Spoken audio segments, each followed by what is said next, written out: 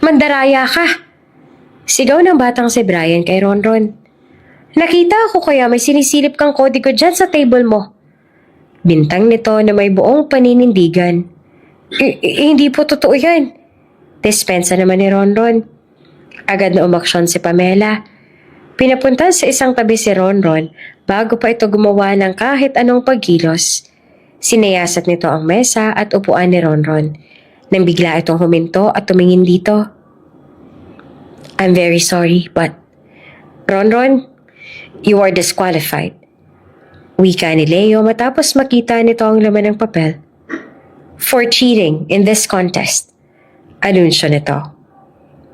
Po? Gulat na sabi naman ni Ronron. Ngunit isang hindi inaasahang bisita ang dumating. Sakay ng private helicopter, isang matandang babae ang bumaba. Kilala ng mga guro ang matanda dahil ito ang isa sa mga pioneer ng eskwelahan. Doña Beatriz, magandang umaga po. Ngiting-ngiting sabi ng principal ng eskwelahan. What's good in the morning? Sigaw nito. Where is the boy named Ronron? He is my grandson. And from now on, he owns this school.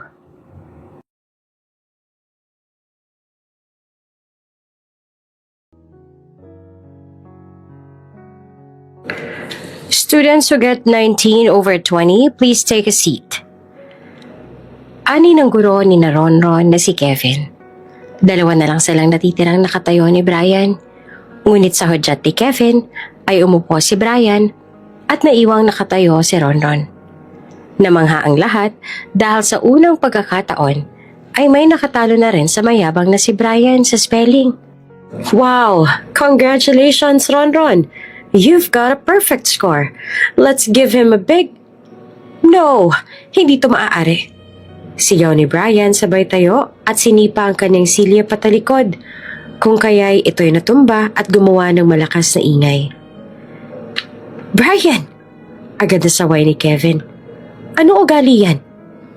Teacher, imposibleng matalo ako ng Ronron na yan. Mas mahirap pa nga siya sa daga eh. Pilay na ang ate niya. Basurera pa. Saan mo kukuha ng talinong bobo na yan? Bulyaw pa nito.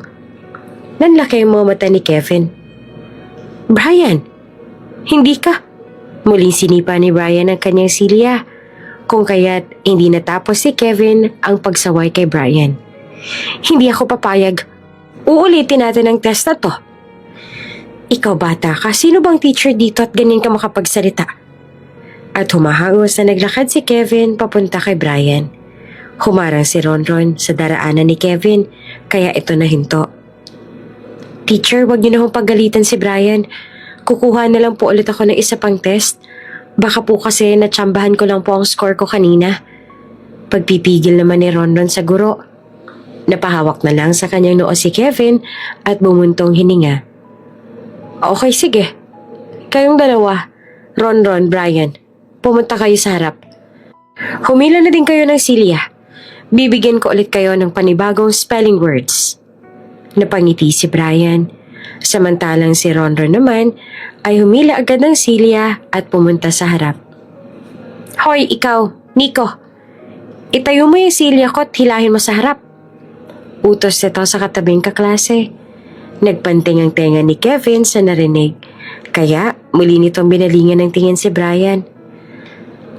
Ang sabi ko, kayo ni Ronron na humila ng upuan at pumunta sa harap. Sambit ni Kevin na may nakakatakot na natinig. See? Sabi ko naman sa inyo eh. Ako ang pinakamagaling sa klase. Ako lang at wala nang iba. Mayabang na sabi ni Brian. Naka 30/50 ako ah. Partida, new spelling words pa yun ah. Samantalang yung isa dyan, 25/50 lang. Naubos na siguro yung swerte niya. Buti nga. Dugtong pa nito. Nasa kantina sila noon, kumakain ng tanghalian. Kakatapos lang din kasi ng klase ni Kevin sa kanila.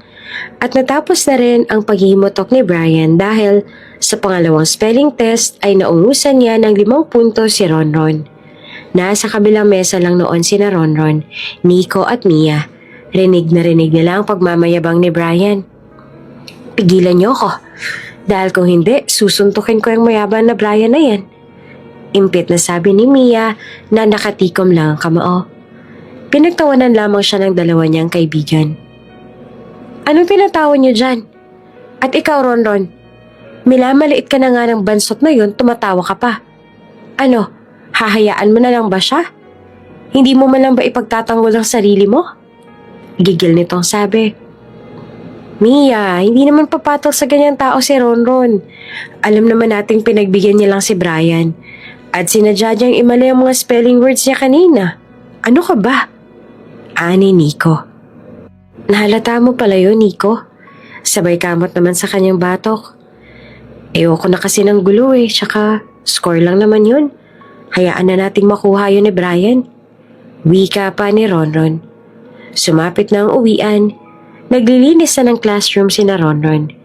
Cleaners kasi sila noong araw na yon. Nandun din si Brian at hindi pa rin natatapos ang kanyang kayabangan. Hoy Ronron, alam mo na ba kung sino ang pinakamagaling sa spelling sa buong klase? At sa buong school? Tanong ni Brian habang nakatayo si Ronron naman ay nagpupunas ng blackboard. Hindi na sumagot si Ronron. Bingi ka ba? Tinatanong kita, kaya sumagot ka. Baliw ni Brian. Humarap naman si Ronron. Walang emosyon ang mukha nito. Sino? Siyempre, sino pa ba? Eh di ako. Nagawa pa nitong ilapit ang mukha kay Ronron. Kaya ikaw, huwag kang bida-bida ha. Lumugar ka. At tandaan mo, hindi isang tulad mo ang pwedeng tumalo sa akin. Isang mahirap, isang basurero. Halos maligo na si Ronron ng laway ni Brian habang ito'y nagsasalita. Naiirita man dahil para sirang plaka na paulit-ulit si Brian sa pangmamaliit sa kanya, ay hindi niya na ito magawang patulan. Bukod sa nire-reserba ni Ronron ang kanyang lakas dahil tutulungan pa niya ang kanyang ate Rebecca na mamasura, ay hindi na siya pinalaki ng kanyang ate na pumatol sa mga bagay na walang kakwenta-kwenta. Ate, bati ni Ronron sa kanyang ate. Ay, andyan ka na pala, sandali lang. Wika nito at bumaba sa silya, gamit ang kanyang kamay at braso. Si Rebecca, ang ate ni Ronron, ay nalumpo nang tumuntong ito ng 5 taong gulang. Noong una ay madalas itong madapa, na akala ng kanyang mga magulang ay natural lang sa batang katulad niya. Hanggang isang gabi, nagkaroon si Rebecca ng sobrang taas ng lagnat na nagsanhi ng kumbulsyon. Gumaling naman si Rebecca matapos dalhin sa ospital, ngunit naapektuhan ang kanyang binti at unti-unti ay hindi na ito muling nakalakad pa. Oh, kamusta ang school? Tanong ni Rebecca matapos ito makaupo ng maayos sa kanyang lumang wheelchair. Ayos naman po ate, turan pa ni Ronron. Talaga? Eh bakit parang labas sa ilong yung sagot mo? Napangisi na lamang si Ronron. Kanina kasi naka 25/50 lang ako sa spelling. Turan nito habang nilalaro ang kanyang mga kuko sa daliri at nakatungo. Oh, ano naman kung naka 25/50 ka? Ikakamatay mo ba yon kung ganun ang nakuha mong marka? Hindi. Pero kasi alam ko yung mga spelling words Inaral natin yun kaso. Napahalukip-kip si Rebecca at mukhang alam niya na kung bakit ganun lang nakuhang marka ng kanyang kapatid. Kaso minali mo yung mga sagot mo para sa mayabang na Brian na yon. Tumango naman si Ronron at lalong yumuko. Isinadlong ni Rebecca ang kanyang wheelchair at hinawakan ng kamay ng kapatid. Kaya naman nahinto ito sa paglalaro nito ng kanyang kuko. Bakit ba ang bait-bait ng kapatid ko? Ate, nahiya nitong sabi at sinalaysay ang nangyari. Magkahalong tuwa at inis ang nararamdaman ni Rebecca. Tuwa dahil alam niyang lumalaking mabait si Ronron at hindi mapagpatol. At inis dahil inaabuso na ang kabaitan ng kanyang kapatid. Sorry ate, ayoko lang po talaga ng gulo. Sinubukan ko naman po kaso lang. Pakiramdam mo walang saysay kung papatulan mo siya. Tama ba? Opo. Mahina nitong turan. Hay naku, Ronron. Ikaw talaga ang bait-bait mo. Sabay ko rin sa pisngi nito. Kaya ito napatunghay.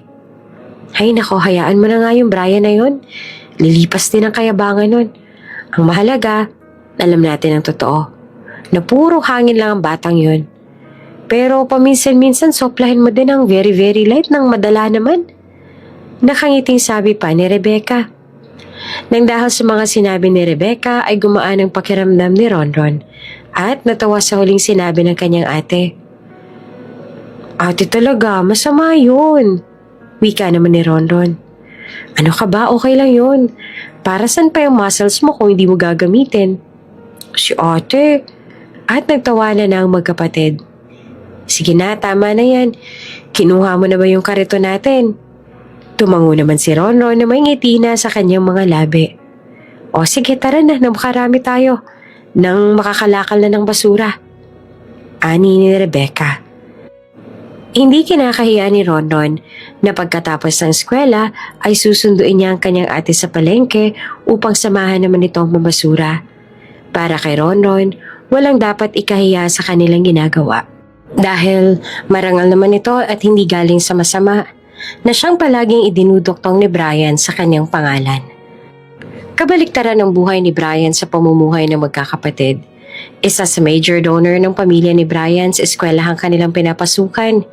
May angking talino si Brian, ngunit masigit si Ronron. Mula nang pumasok si Ronron sa kanilang eskwelahan, ay naging pangalawa na lang si Brian. Kaya naman upang maibalik sa kanya ang kanyang trono ay umaalma ito sa mga guro tuwing nakakakuha si Ronron ng mataas na marka, tulad ng kanyang ginawa sa klase ni Kevin. Ano? Ginawa yun sa'yo ni Teacher Kevin? Wika ni Prima, ang nanay ni Brian. Opo, Mama. Pinahiya niya ako sa buong klase. Pero sa huli, napatunayan kong ako pa rin ang pinakamagaling sa spelling. Naka 30 over 50 ako sa pangalawang pretest namin ni Ronron. Mayabang na sabi ni Brian. Yung Ronron, anong score? Tanong ni Prima sabay taas ng kilay. 25. 5 points lang ang lamang mo? At nanlaki mga mata nito sa anak. Yaya, kunin mo ang cellphone ko. Ipatawag ko ang tutor mo. Po? Bakit po? 5 points is not enough para masabi mong mas higit ka sa Ronron na yon. Kailangan mong mag-aral pa. Pero Mama, Friday po ngayon. At pre-test pa lang naman po yun eh. Walang pero-pero.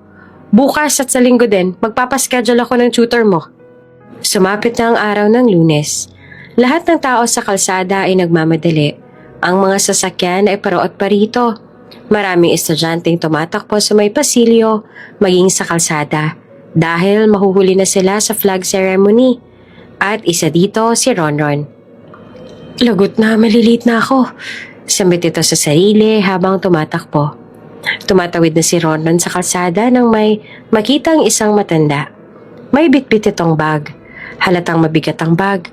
Marahan itong naglalakad at sa pagtawid nito ay nabunggo ito ni Brian na tumatakbo din patawid ng kalsada. Huminto si Brian sa pagtakbo dahil sa nangyari. Ano ba naman yan? Hindi sabi ni Brian. Malapit na sa kabilang dulo si Ronron nang marinig niya ang komosyon at sa kanyang paglingon ay nakasubsob na sa semento ang matanda at si Brian sinisigawan ito ng kay lakas. Bakit ba kasi tumatawid ka pa ng kalsada? Ang bagal-bagal mo maglakad. Abala ka lang dito sa kalsada. Sigaw ni Brian. Pasensya na. Wika ng matanda na pilit na tumatayong mag-isa. Nakatayo lang noon si Brian at ni isa sa mga dumaraan ay walang pakialam sa matanda. Nagkaroon din ito ng sugat sa may braso at nagdugo ito agad. Nakuha niya ito dahil sa tamil ng sementong kanyang binagsakan. Tch, makaalis na nga. Pag ako nalit dahil sa'yo matanda ka, humanda ka sa akin. Inis itong sabi at tinalikuran ng matanda. Tumalikod na rin si Ronron at patakbo na papasok sa gate ng kanilang eskwelahan. Ngunit namumutawi nito sa kanyang isipan ang itsura ng matanda na nagpipilit tumayo sa gitna ng kalsada. Hay, bahala nang mapagalitan. Wika ng bata at binalikan ng matanda. Lola, wika nito at inilalayan ng matanda. Itinayo ni Ronron ng matanda. Inalalayang tumawid, inupo sa may waiting shed. Akala ng matanda ay iniwan siya ni Ronron matapos siyang makaupo. Ngunit laking gulat ito dahil bumalik na si Ronron na may dalang band-aid at gamot sa sugat. Lola, pasensya na po kung natagalan na, wika ni Ronron. Medyo mahapdi po ito, Lola, pero tiis lang po para hindi po ma-impeksyon ang sugat ninyo. Dagdag pa nito. Salamat, Apo. Nakangiting sabi ng matanda at hinaplos ang bunbunan nito ng kabilang kamay. Tumunog naman na ang bell hudyat na nagsisimula na ang flag ceremony at ilang minuto pa ay isasara na ng gwardya ang gate ng eskwelahan. Naku, patay na. Mahinang wika ni Ronron na nilalagyan na lang ng band-aid ang sugat ng matanda. Sige na, Apo, tumakbo ka na papasok, baka makahabol ka pa. Ani ng matanda. Ngunit tinapos muna ni Ronron ang paglalagay ng band-aid sa sugat ng matanda at saka kumaripas ang takbo papasok sa eskwelahan. Doña Beatriz, nag-alala po ako sa inyo ng lubos. Bakit po ba kasi kailangan niyo pang gawin to? Ani ni Teryo, ang kaniyang tagapangalaga. Teryo, hayaan mo na ako. At saka maliit lang naman ang sugat na to. Malayo sa bituka. Ani ng matanda. Pero, shh, tama na yan. Nakita mo mukha ng batang tumulong sa akin kanina? Pagputol ni Beatriz sa sinasabi ni Teryo. Tumango naman si Teryo.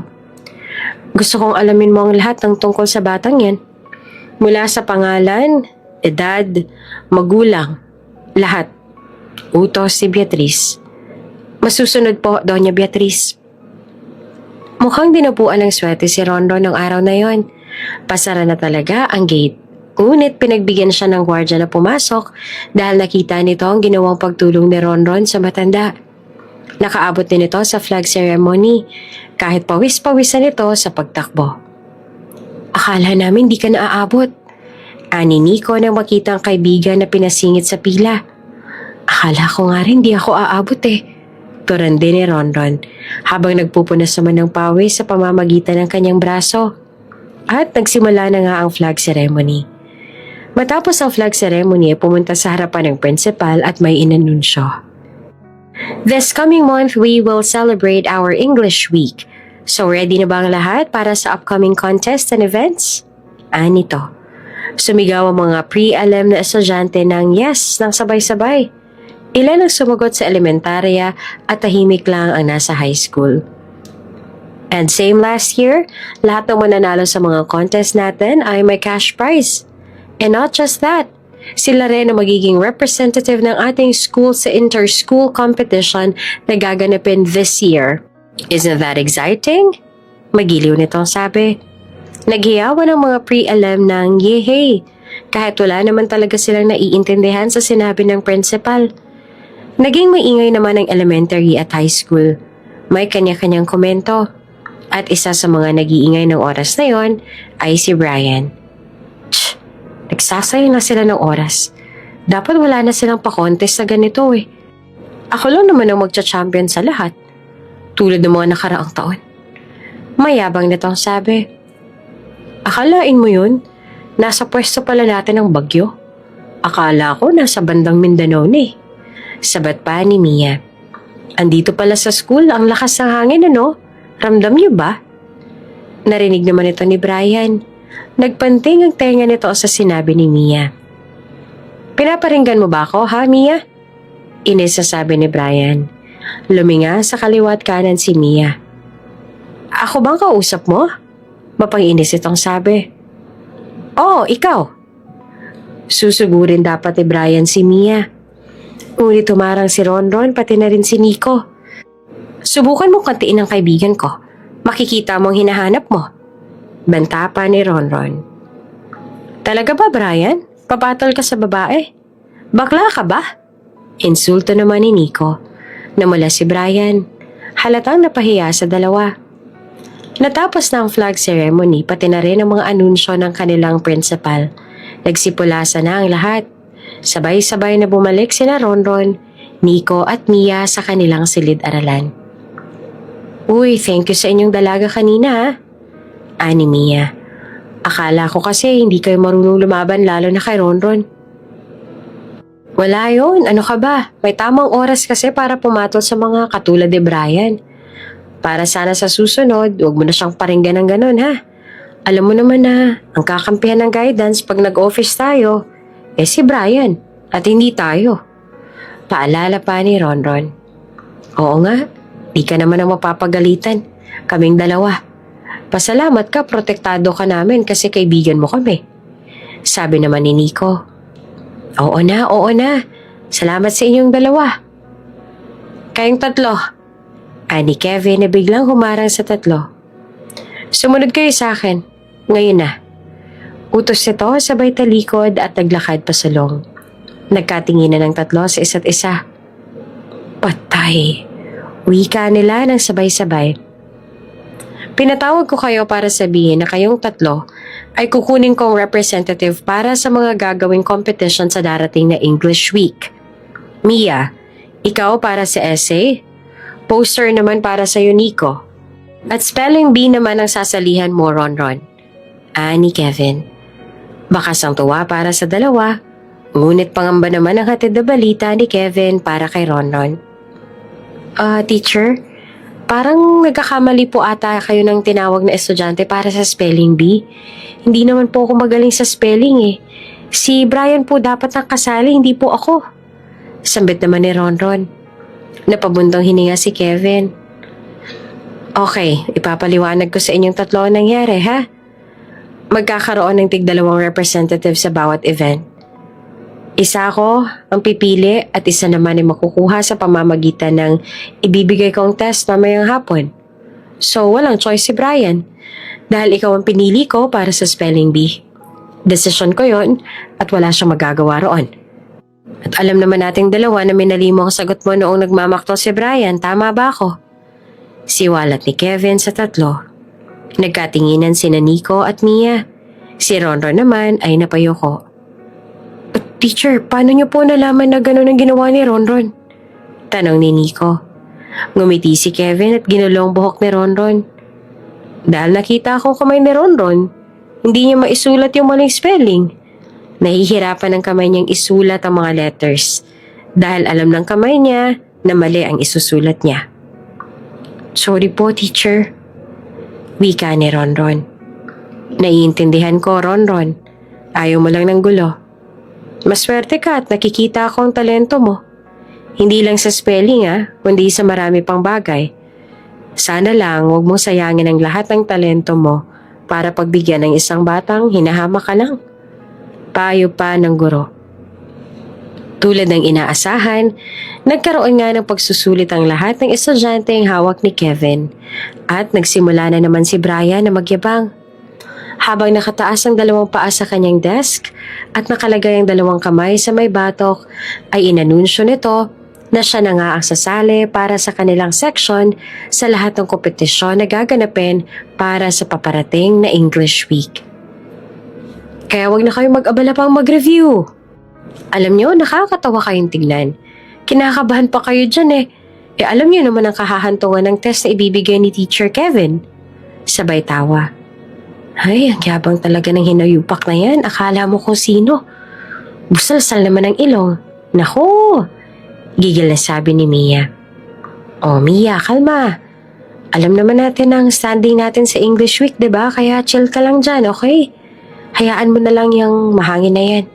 Pati ata utak niya nahangin na dahil sa kayabangan niya Hindi ba tama ako, Ronron? Sabay siko ni Nico sa kaibigan. Ha? Oo naman. Tora nito. Oh, bakit parang kabado ka dyan? May nangyari ba? Tanong ni Nico. Kasi baka mamaya pag nalaman niyang may standing na tayo, baka magwala na naman siya at kung ano-anong sasabihin. Ang pinakakinakatakot ko ay pagbintangan niya ako ng kung ano-ano. Baka hindi ako makapagpigil, mapatulan ko siya. Ni Ronron. Inakbayan ni Nico ang kaibigan. Don't worry, my friend. Pag nangyari yon, kaming bahala sa'yo. We got you. Hindi ba, Mia? Sabay baling sa kaibigan. Oo naman. Tugon pa ni Mia. Natapos na ang test. Nalaman na rin ni Kevin kung sino ang kanyang ilalaban para sa darating na patimpalak. Kasama ang tatlong magkakaibigan sa nakakuha ng pinakamataas na score sa bawat kategorya na inaasahan ng mangyari ni Kevin. At ang mayabang na si Brian, hindi matanggap na may pumantay at mas nakahigit pa sa kanya. Ang buong akala niya ay siya lang ang mangunguna sa lahat ng kategorya, wala nang iba. Mama, kailangan ko lang mamili ng isang sasalihan. Hindi raw pwedeng magkaroon ng multiple entry. Pero ang gusto ko, salihan ng lahat. Sumbong ni Brian sa kanyang ina. Ano? Sino may sabing hindi ka pwedeng sumali sa lahat ng contest na gusto mong salihan? Sabihin mo? Gigil na sabi ni Prima sa anak sabay taas ng kilay. Si Teacher Kevin po, Mama. At isa pa yung mahirap na si Ronon. Kasali sa spelling bee. Hindi na siya dapat kasali doon, ano? Di ko alam kung paano siya nakakuha ng mataas na score kanina. Maktol nitong sabi. Dala ng bugso ng damdamin, sumugod si Prima sa eskwelahan kinabukasan. Umagang-umaga ay nasa may tapat na ito ng principal's office at hinihintay ang pagdating nito.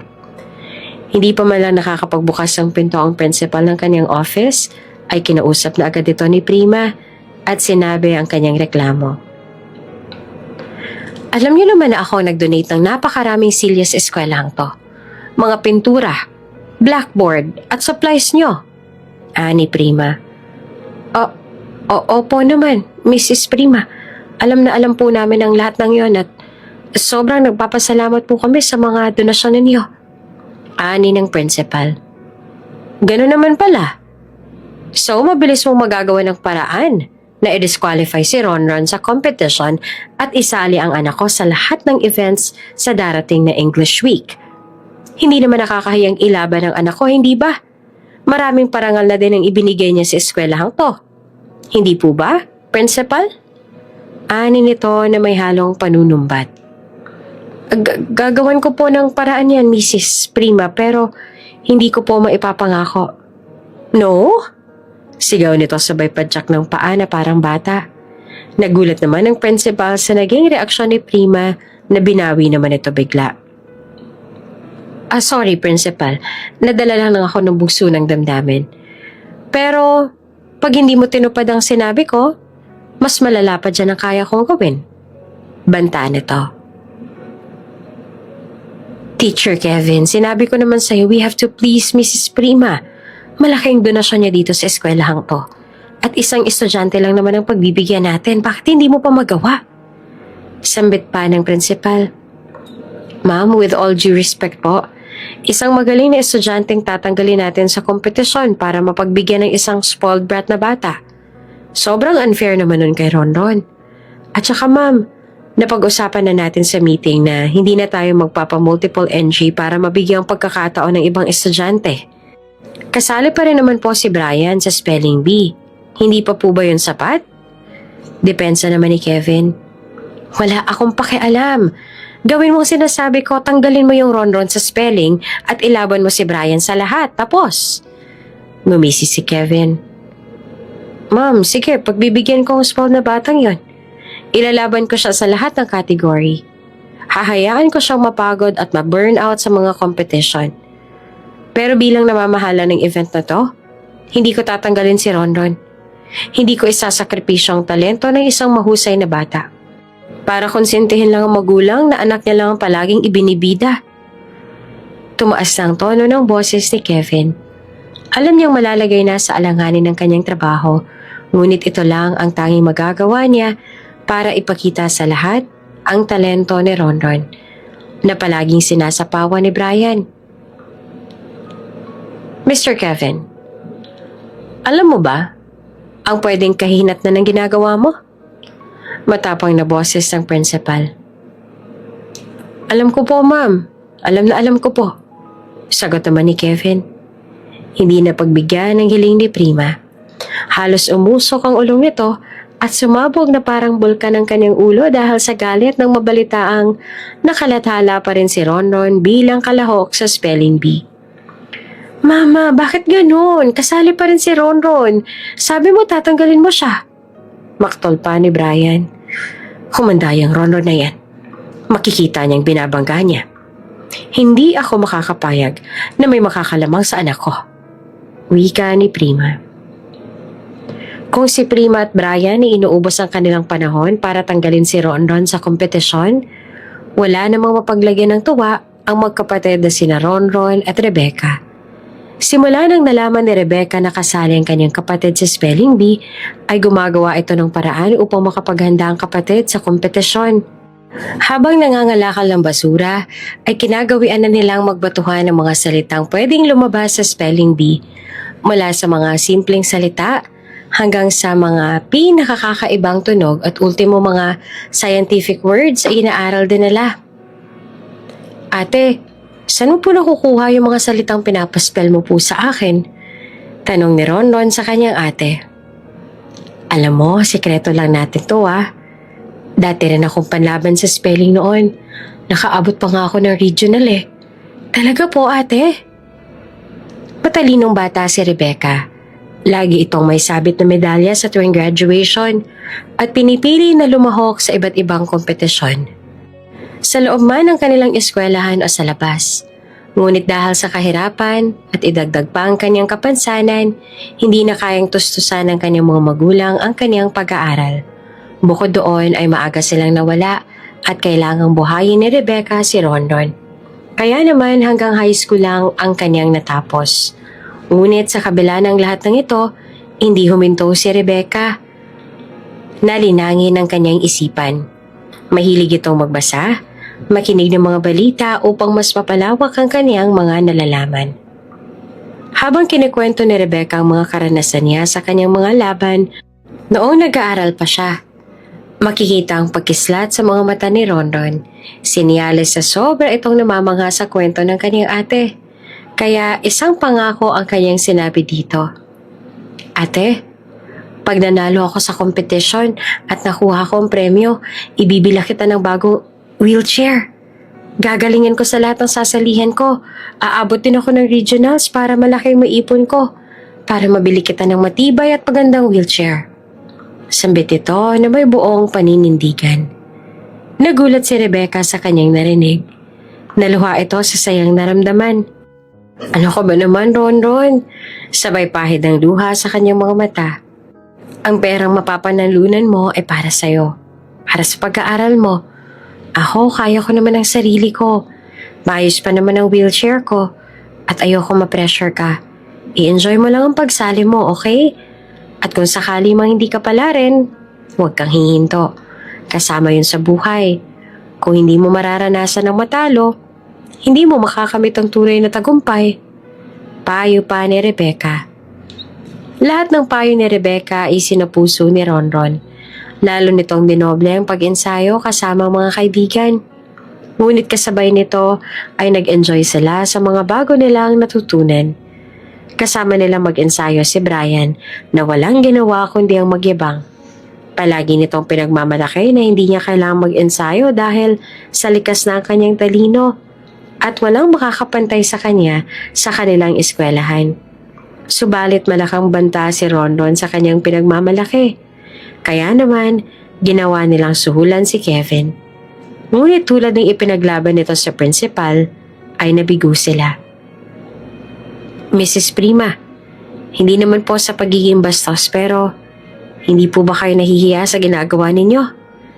Kayo pa ho mismo nagtuturo kay Brian ng lamang ng tao? Tanong ni Kevin. Napataas ito ang kilay ni Prima, ganon din ang dugo nito sa galit. At sino ka para pangaralan ako ng ganyan? Isa ka lang naman hamak na guro. Kami mga nagbabayad ng tuition na nagpapasahod sa'yo. Baka nakakalimutan mo. Sumbat nito. Ngumisi si Kevin. Ganun ho ba? Pwes lalo niyo ho akong binigyan ng dahilan para tanggihan ang hiling ninyo. Tugon ni Kevin sa magulang na si Prima. Isang umaga, araw ng linggo, isang malakas na katok ang gumimbal sa munting bahay ng magkapatid na Rebecca at Ronron. Sandali lang, andyan na. Hiyaw ni Rebecca habang tinutunto ng kamay sa sahig upang makausad hanggang sa makarating sa pinto. Nang nasa pinto na hinila nito ang isang bangko na nakadestino sa tabi ng pinto upang kanyang sampahan at maabot ang pihitan ng pinto. Nang mabuksan niya ito ay dito bumungad ang isang babae. May hawak na pamaypay, nakasuot ng damit na pangsimba, nakabelo na pangmaliit na nakapatong sa kanyang ulo. Tila kagagaling lang nito sa simbahan at dumiretso ito sa kanila. Sino po sila? Tanong ng dalaga. Tiningnan siya ng babae mula ulo hanggang paa. Tumaas ang kilay nang makitang nakaupo ito sa silya. Waring nagtataka bakit kailangan itong maupo gayong pagbubuksan lang naman siya nito ng pinto. Ikaw bang ate ni Ronron? Masungit itong tanong. Ako nga, bakit po? Ako si Prima, ang mama ni Brian. Ang batang inaapi ng kapatid mo. Pakilala nito sa kanyang sarili. Inaapi? Sa anong paraan? At saka, anong pakay niyo sa kapatid ko? Habang nasa gitna ng pag-uusap ay naulinigan naman ni Rondo ng dalawa. Naririnig na kasi nito ang pagtaas ng boses ng kanyang ate. Nabahala ito at agad na bumangon sa papag na kanyang hinihigaan. Ate, sino pong kausap niyo? Pupungas-pungas itong sabi. Hindi siya sinagot ng kanyang ate. Waring hindi narinig ang kanyang tanong. Ngunit nang lumapit siya sa may pinto, ay nakita niya ang mama ni Brian. Oh, tamang-tama. Mabuti naman at nandiyan ka na rin, Ronron. Nang marinig mo ang alok ko sa iyong dalawa. Ani ni Prima nang makita si Ronron. Hinawakan naman ni Rebecca ang braso ni Ronron at marahang hinatak papalapit sa kanya. Ronron, huwag kang makikinig sa babaeng yan. Nito sa kanyang kapatid. Ngumisi naman si Prima at hindi pinansin ang sinabi ni Rebecca. Ronron, alam naman ang buong eskwelahan ng estado ng buhay ninyo. At sigurado akong isang kahig isang tuka kayo. Mas kailangan nyo ng pera. Yung instant pera. Para hindi na dala-dalawang trabaho ng ate mo. Para hindi na kayo mamasura. Alam mo yon? Yung ilalahad mo lang ang kamay mo at magkakapera ka na? Panghihikayat nito, waring tinutukso si Ronron. Nakatingin lang si Ronron at naguguluhan sa mga sinasabi ni Prima. Okay, didiretsahin na kita. Ito ang 20,000. Doble sa premyong makukuha mo sa inter-school at 4 na beses na mas malaki sa mapapalanunan mo sa darating na spelling bee sa inyong school. Pwede ko pa yung taasan kung gugustuhin ko. Sabay labas ang sobre. Kitang-kita ni Prima ang nanlaki mga mata ni Ronron at alam nitong nasisilaw na ito sa kanyang alok.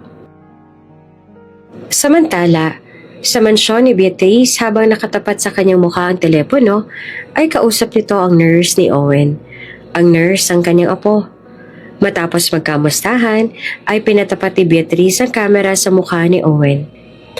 Nakatingin man ito sa kamera ay tila wala itong nakikita. Walang reaksyon ng mukha. Walang buhay ang mga mata. Nakikita man ng matandang pisikal na anyo ng apo, ang presensya naman ito ay naglalayag sa malayo. Owen na po, kamusta ka na? Pauwi na si Lola sa Makalawa. May tinatapos lang ako dito at babalik na din ako dyan, ha? Ani ng matanda.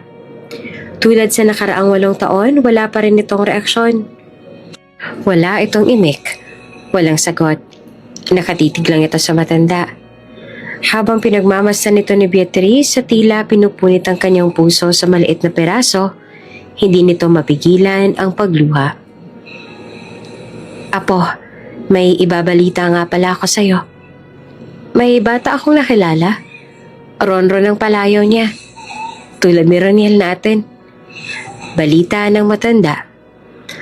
Kaya ako nagtagal dito kasi nagbabakasakali akong siyang kapatid mo. Alam mo na, baka mahanap pa natin ang kapatid mo. Hoy, Ronron! Tawag ni Brian kay Ronron. Uwian na noon at papunta na si Ronron sa library upang kumuha ng librong babasahin upang mas malinang ang kanyang vocabulary. Lumingon si Ronron. Bakit nagre-review ka pa? Bakit nagpapakitang gilas ka pa hindi ba tinanggap mo naman na yung alok ni mama na pera? Anong gusto mong palabasin? Sita ni Brian. Hindi ko alam ang sinasabi mo. Tura ni Ronron sabay talikod sa kaklase. Okay, sige, dahil mabait ako, hindi ko sasabihin kay mama na tumutuloy ka pa rin sa pagre-review. Pero sinasabi ko sa'yo, sa araw ng competition, magpapatalo ka. Para naman may thrill ang pagkapanalo ko. Tutal, ako na rin naman ang kukunin ng school para ilaban sa inter-school. Mayabang nitong sabi. Brian, nananahimik na ako, ayoko na ng gulo. Ang sabihin mo, duwag ka lang. Wala kang paninindigan. Mayaban ka lang pag nandyan ang mga kaibigan mo. Pa-victim. Sambit pa ni Brian. Nagpanting naman doon ang tenga ni Ronron pero mas pinili nitong manahimik. Tumalikod ito at naglakad papuntang library. Umalis na din si Brian. Walang kaalam-alamang dalawa na nasa malapit lang si Kevin at nang nakalayo na si Brian ay saka palang lumabas si Kevin upang sundan ang kanyang estudyante. Ronron? Tawag ng guro. Pagbaling ni Ronron ay nakita niya si Kevin. Para siyang nakakita ng multo. Bigla itong namutla. Nanlamig ang mga kamay. Tama na muna yung review. Tara sa labas. Nakita ko yung paborito niyo ni Nico na fishball. Ililibre kita. Ano? Tara? Aya ng guro. Sige po, teacher. Tugon naman ni Ronron. Habang nasa fishballan ay nakipagkwentuhan si Kevin kay Ronron. Hanggang sa nawala na ang takot ni Ronron na nakita nito kanina. Habang kumakain ay naupo sila sa isang tabi at doon nag-usap. Narinig ko ang sinabi ni Brian sa'yo kanina. Ani Kevin habang kumakain ng fishball. Natigilan naman si Ronron sa pagkain. Hawak nito ang stick na pangtusok sa fishball na nasa cup. Hindi ito sumagot sa sinabi ni Kevin. Bagkos nilaro nito bigla ang stick habang iniisip ang pwedeng isagot sa kanyang guro. Alam mo Ronron, sa buhay, ang panlalamang ng iba, sa una lang yan masaya. Pakiramdam nila na nanalo sila. Pakiramdam nila, alipin na lang lahat. Pero sa totoo lang, yung panalo sa school, sa inter-school o kahit saang contest, hindi mo naman madadala yun sa tunay na buhay. Lalo na kung nagtatrabaho na kayo. Alam mo ba kung ano yung magdadala mo habang buhay? Tanong ni Kevin. Ano po yun, teacher? Yung busilak na puso. Yung tapat at malinis na konsensya. At higit sa lahat, yung pagiging kontento at patas. Yung mga medal, naluluma yan. Yung pera, nauubos yan. Pero yung malinis na konsensya, hindi makukuha yan. Wika ni Kevin habang patuloy ang pagkain ng fishball na nasa hawak niyang cup. Ang pag-uusap na lang yon ng kanyang guro ang inisip ni Ronron hanggang masundo niya ang kanyang kapatid. Tahimik lamang ito at malalim ang iniisip. Habang tumutulak nito ang kanilang kariton ay panay ang buntong hininga nito. Napapansin na ito ni Rebecca.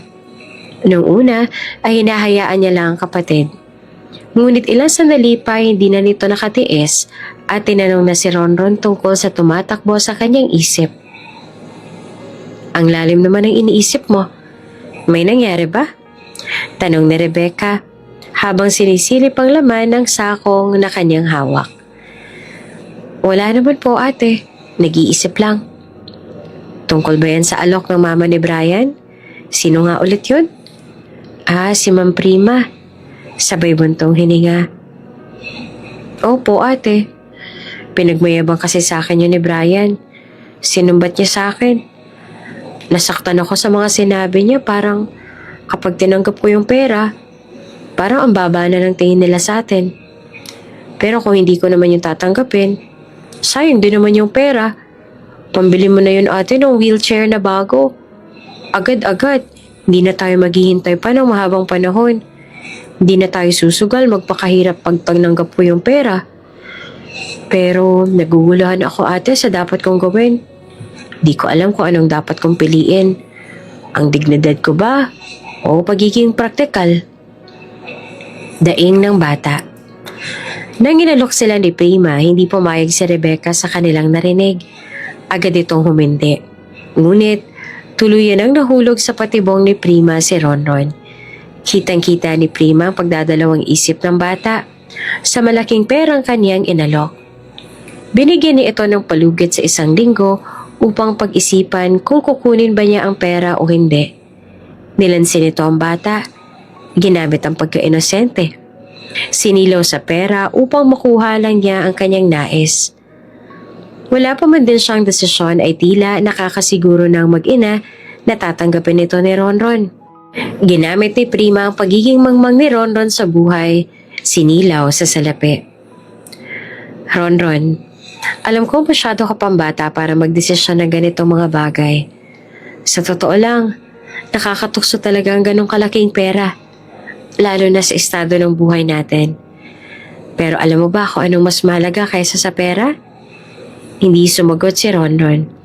Ngunit nakatitig ito sa kanyang ate at hinihintay ang sasabihin nito. Yung paninindigan at usig ng konsensya. Darating ang araw, maiintindihan mo rin ang lahat ng to. Pero sa ngayon, timbangin mo kung anong mas mahalaga sa'yo. Ang malinis sa konsensya ba o ang pera hindi mo naman pinaghirapan? Kahit anong piliin mo sa dalawa, hindi kita pipigilan. Ang sa akin lang, ayoko maagrabyado ka. Ayoko mapapasama ka at nahihirapan. Naluluha ang sabi naman ni Rebecca. 1 linggo na ang nakalipas, muling bumalik si Prima sa tahanan ng magkakapatid. Isang desisyon na ginawa ni Ronron na nakapagpaguho sa mundo ng mag-ina. Hindi ko po tatanggapin ang pera, turan ni Ronron. Pasensya na po pero mas gugustuhin ko pong paghirapan ng perang ipambibili ko sa wheelchair ni ate. Kesa araw-araw ko makikita ang bunga ng panlalamang ninyo. Lalaban po ako ng patas. Kung matatalo man po ako sa kompetisyon, ganun po talaga ang buhay. Ang mahalaga po sa akin, malinis ang konsensya ko. Biglang namula ang mukha ni Prima. Gusto nitong magalit. Gusto nitong alipustahin ang magkapatid. Ngunit hindi niya magawa dahil tinamaan siya sa mga sinabi ni Ronron. Hindi niya matanggap na ganito ang magiging desisyon ni Ronron. Ang buong akala niya ay napaikot niya na ito. Napasunod sa kanyang gusto. Ngunit, kabaliktaran ang nangyari. Pagsisisihan yung dalawa to. Makikita niyong hinahanap niyo. Banta pa ni Prima. Dumating na ang araw ng kompetisyon. Nakahanda na rin ang lahat upang makipagtunggali. Sa dami ng sinalihan ni Brian, ni isa dito ay wala siyang napaghandaan. Kalat ang kanyang atensyon, kaya naman ang naging resulta ng bawat kompetisyon na kanyang sinalihan ay pagkabigo. Walang nakuhang play si Brian na siyang kinadismaya nito ng lubusan. Mama, bakit ganito lang ang score na nakuha ko sa poster at essay? Dismayado nitong sabi. Kaharap nila noon si Kevin na abala naman sa paggabay sa mga bata para sa susunod na contest. Teacher Kevin, ikaw ang may kasalanan ng lahat ng to. May favoritism ka kasi. Hindi mo tinututukan ang anak ko sa trainings ninyo. Sita ni Prima sa guro. Nagulat naman ang guro hanggang sa natawa na lang ito sa sinabi ni Prima sa kanya. Mrs., wala po sa focus ang anak ninyo. Tuwing training, palagi niyang sinasabi na kaya niya ng mga pinapagawa ko, na alam niya na ang lahat ng yon. Pero sige po, ako na ang may kasalanan nang matapos na lang po ang usapang to. Turan pa ng guro. Inisma na hindi na nakipagsagutan si Prima. Binalingan na nito ang anak na paiyak na dahil hindi nito matanggap ang kaniyang pagkatalo. Anak, don't worry. Mama will handle this. Mananalo ka sa spelling bee. Tatalunin natin ang Ronron na yan. Pangako nito.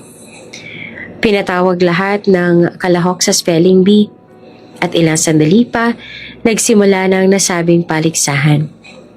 Umaari ba ang puntos na nakuha ni Ronron mula sa pinakamadali hanggang sa pinakamahirap na mga salita?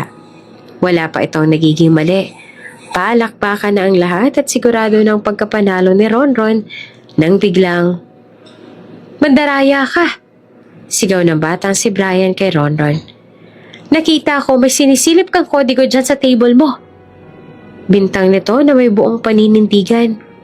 Nagulat ang lahat. Matapos ay may nagbulungan. Tumaas ang kilay ng mga horado at tipo ng mga tingin na kinaroroonan ni Ronron. Hindi po totoo yan." Depensa nito. "Ladies and gentlemen, together with the committees and especially to the judges, we will take action about this matter." Ani ng spelling master na si Leo, sabay tingin sa kanyang assistant na si Pamela. Nang dahil sa anunsyo, ay bahagyang nawala ang atensyon ng lahat sa batang si Ronron. Agad na umaksyon naman si Pamela. Pinapunta sa isang tabi si Ronron bago pa ito gumawa ng kahit anong pagkilos. Siniyasat ito ang mesa at upuan ni Ronron nang bigla itong huminto at tumingin dito. Namumungay ang mga mata ni Pamela, waring humihingi ng tawad.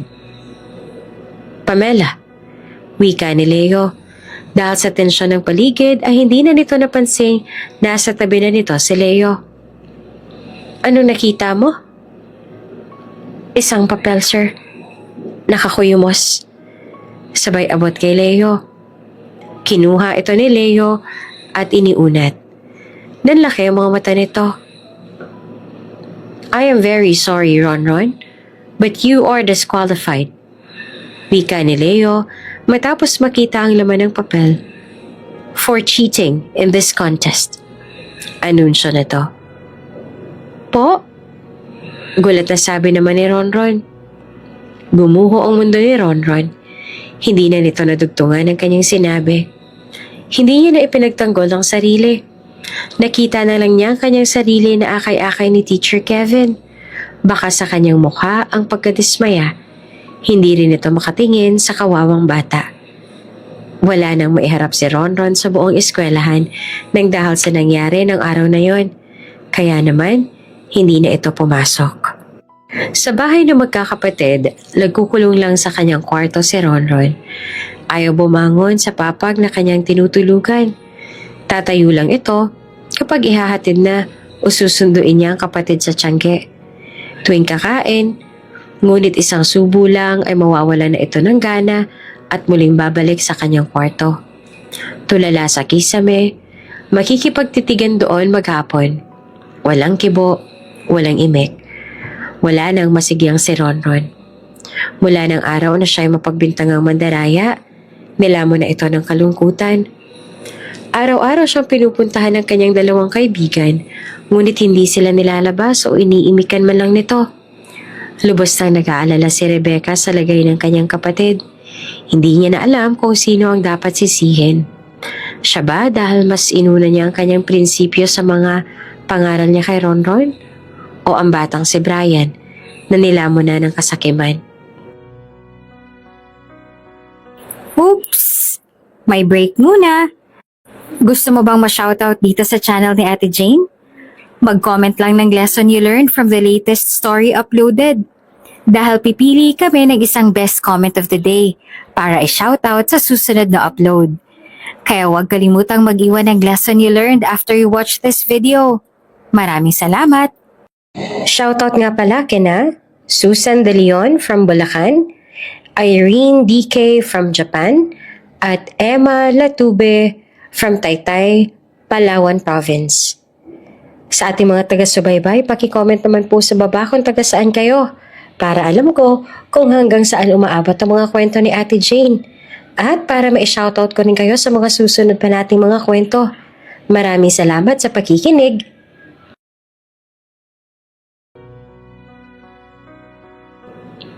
Ronron, may pagkain na dito sa mesa. Kumain ka ha. May bibilhin lang ako saglit. Sandali lang ako.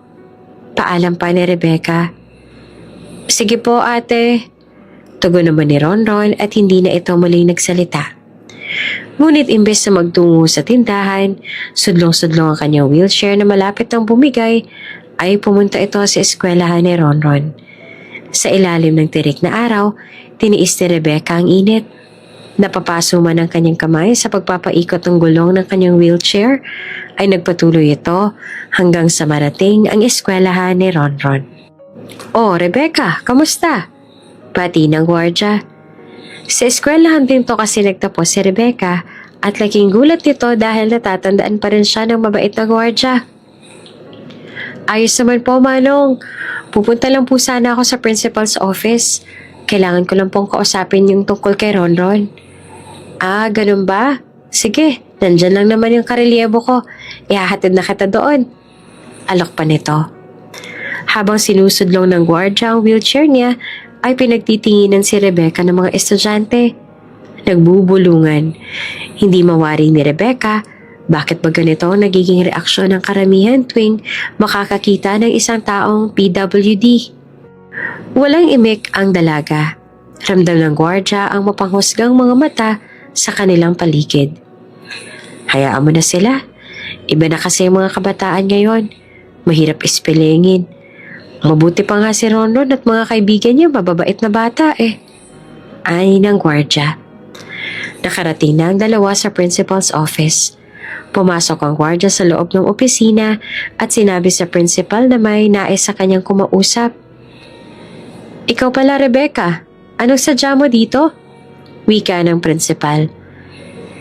"Gusto ko lang po sanang ipaalam ang sitwasyon ng kapatid ko. Sa tingin ko po kasi, hindi tama ang naging hatol sa kanya. Wala naman pong tamang investigasyon. Bakit naman po ganun?" Daing ni Rebecca. Ngumisi ang principal.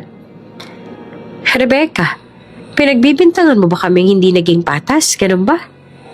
"Hindi naman po sa ganun, pero kasi alam kong hindi naman yun magagawa ng kapatid ko eh. Alam niyo yan, mabuting bata si Ronron. Bakit yung si Brian? Ang dami niya nang nagawang kasalanan pero wala kayong ginagawang aksyon. So nagbibintang ka na ngayon?" "Rebecca, wala kang pruweba na ginawa ni Brian yon. Pero sa kapatid mo, meron. Nakita ng lahat yon. Tanggapin mo na kasi na mandaraya ang kapatid mo. Siya ang nakitang ng daya. Huwag mong ipasa sa ibang problema. Dahil ba marami silang donasyon? Dahil mapera sila? Ganun ba? Kaya mas silang kakampihan ninyo?" "Ma'am, alumni rin po ako sa eskwelahang to. Marami akong karangalang ibinigay sa eskwelahang to. Kaya sana naman maging patas kayo." Sumbat pa ni Rebecca. "Tama po bang ipahiya nyo ng ganun-ganun na lang kapatid ko?" "Rebecca, lipas ka na. At anong sinasabi mong karangalan? Malamang sa malamang naaawa lang sa'yo ang dating admin at principal kaya kanila nilalaban noon. Para makakuha ng simpatsya sa iba at maging mabango dahil sa isang PWD ay inaangat nila. Pero wala kang talento, Rebecca. Ginamit ka lang bilang propaganda para sa makakuha sila ng simpatsya at maging mabango sa lahat." Hindi alam ni Rebecca ang kanyang mararamdaman. Alam niya hindi totoo ang sinasabi ng principal dahil wala pa naman ito noong mga panahong nag-aaral siya sa eskwelahang yon. Hindi ako makapaniwala na isang tulad mong namamalakad sa dating magandang eskwelahan. Hindi na ako magtataka kung isang araw lahat ng graduate dito ay magiging ganit at hindi alam ang pagiging patas. Oo, lumpo ako. Hindi ako makalakad. Hindi kami mayaman.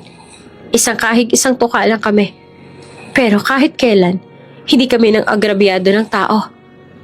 Nang maliit ng ibang tao. Ipapaalala ko lang din po sa inyo. Utak ang batayan sa pagiging marunong at talino. Hindi paa. Sabi ni Rebecca na may buong paninindigan. Nagulat ang principal pati na rin ang gwardyang nandoon. Tila hindi nagpatalo si Rebecca sa pakikipagtalastasan sa hindi patas sa principal. Ngunit sa huli, pinaalis si Rebecca ng principal.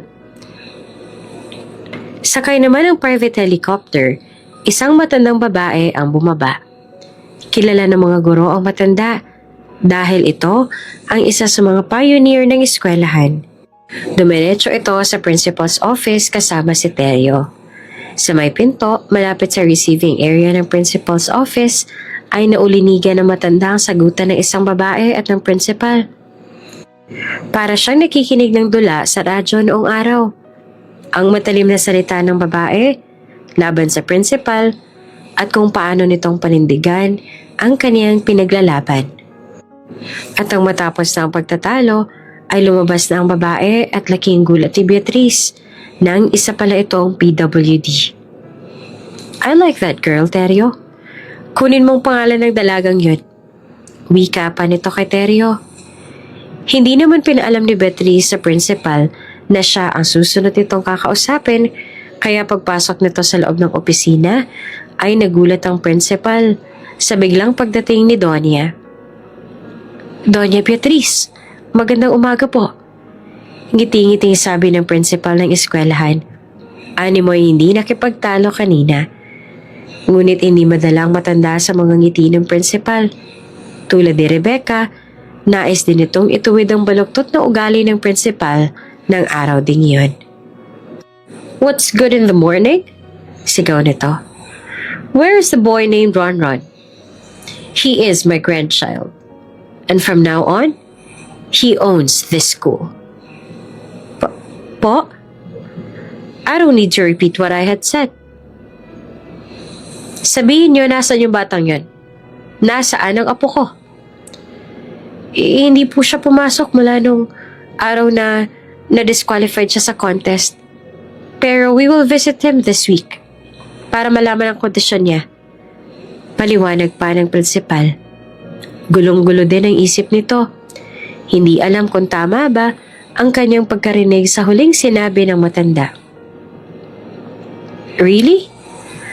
Kung hindi ko pa hinanap si Ronron, I doubt na maiisipan mong puntahan ng bata. At total nabanggit mo na ang tungkol sa naganap na contest next year, hindi ko natatanggapin sa eskwelahang to ang batang si Brian. This is his last year in this school. I know what his mother did to my grandson. And I am very disappointed dahil nagawa niyang suhulan ng spelling master at ang assistant na i-frame up ang apo ko. Hindi ako makakapayag na ginagawa niyang circus ang eskwelahang to. Nagulat ang principal sa isiniwalat ni Doña Beatrice. Hindi na ito nakapagsalita. Miss Principal, alam kong simula pa lang may kinalaman ka na sa lahat ng to. Kaya kung gusto mo pang manatili sa posisyon mo ngayon taon, ayusin mong pamantayan mo sa buhay. Iginagalang ka ng lahat. Pero nagpapanin lang ka sa suhol at pera. Hindi ko kailangan ng ganyang klaseng guro ng eskwelahang to. Banta pa na Beatrice. Nanliit naman ang principal sa mga sinabi ni Beatrice. Aayusin ko po ang gulong to. Pangako po, Doña Beatrice. Mabuti kung ganon. Siguraduhin mo lang na matuturuan mo ng leksyon lahat ng taong involved dito. Lalong-lalo na ang batang si Brian. Naiintindihan mo? Opo, Donya. Nanginginig na tura ng prinsipal. Habang sinusudlo ng gwardya ang wheelchair ni Rebecca, hindi naman mapigilan ni Rebecca ang pagluha. Alam kong hindi ka okay, pero ipagpasa Diyos mo na lang ang lahat, Rebecca. Maniwala ka. Nakikita ng Panginoon lahat ng sakripisyo at kung paano mo ipinaglaban ang kapatid mo. Ang buhay ay parang gulong. Iikot din to at magugulat ka na lang isang araw. Ikaw naman ang nasa itaas at sila naman ang nasa ibaba. Payo ng gwardya. Salamat, Manong, sa payo mo. Ayoko lang talaga naaagrabyado ang kapatid ko. Napakasakit makitang nagdurusa siya sa kasalanang hindi naman niya ginawa. Kaya pinapangako ko, makakita lang ako ng isang pagkakataon para mabago ang buhay ni Ronron. Gagawin ko ang lahat para ibigay sa kanya yun. Kahit isakripisyo ko pa ang sarili ko, gagawin ko. Pabigyan lang ng magandang buhay ang kapatid ko. Pangako ng dalaga. Makalipas ang ilang araw, habang namamahinga si Rebecca sa gilid ng kalsada, ay may isang matandang babaeng lumapit sa kanya, kasama ang lalaki na nagpapayong dito. Hi, Iha. Bati ng matanda. Hello po. Nahihiya nitong sabi at inikot ang kanyang wheelchair upang humarap sa matanda. Baka sa mukha ni Rebecca ang pagtataka. Hindi nito alam kung anong pakay ng matanda sa kanya. Ikaw si Rebecca, tama ba? Ang ate ni Ronron? Opo, ma'am. Ako nga po. Sino po sila? Balik na tanong ni Rebecca sa matanda.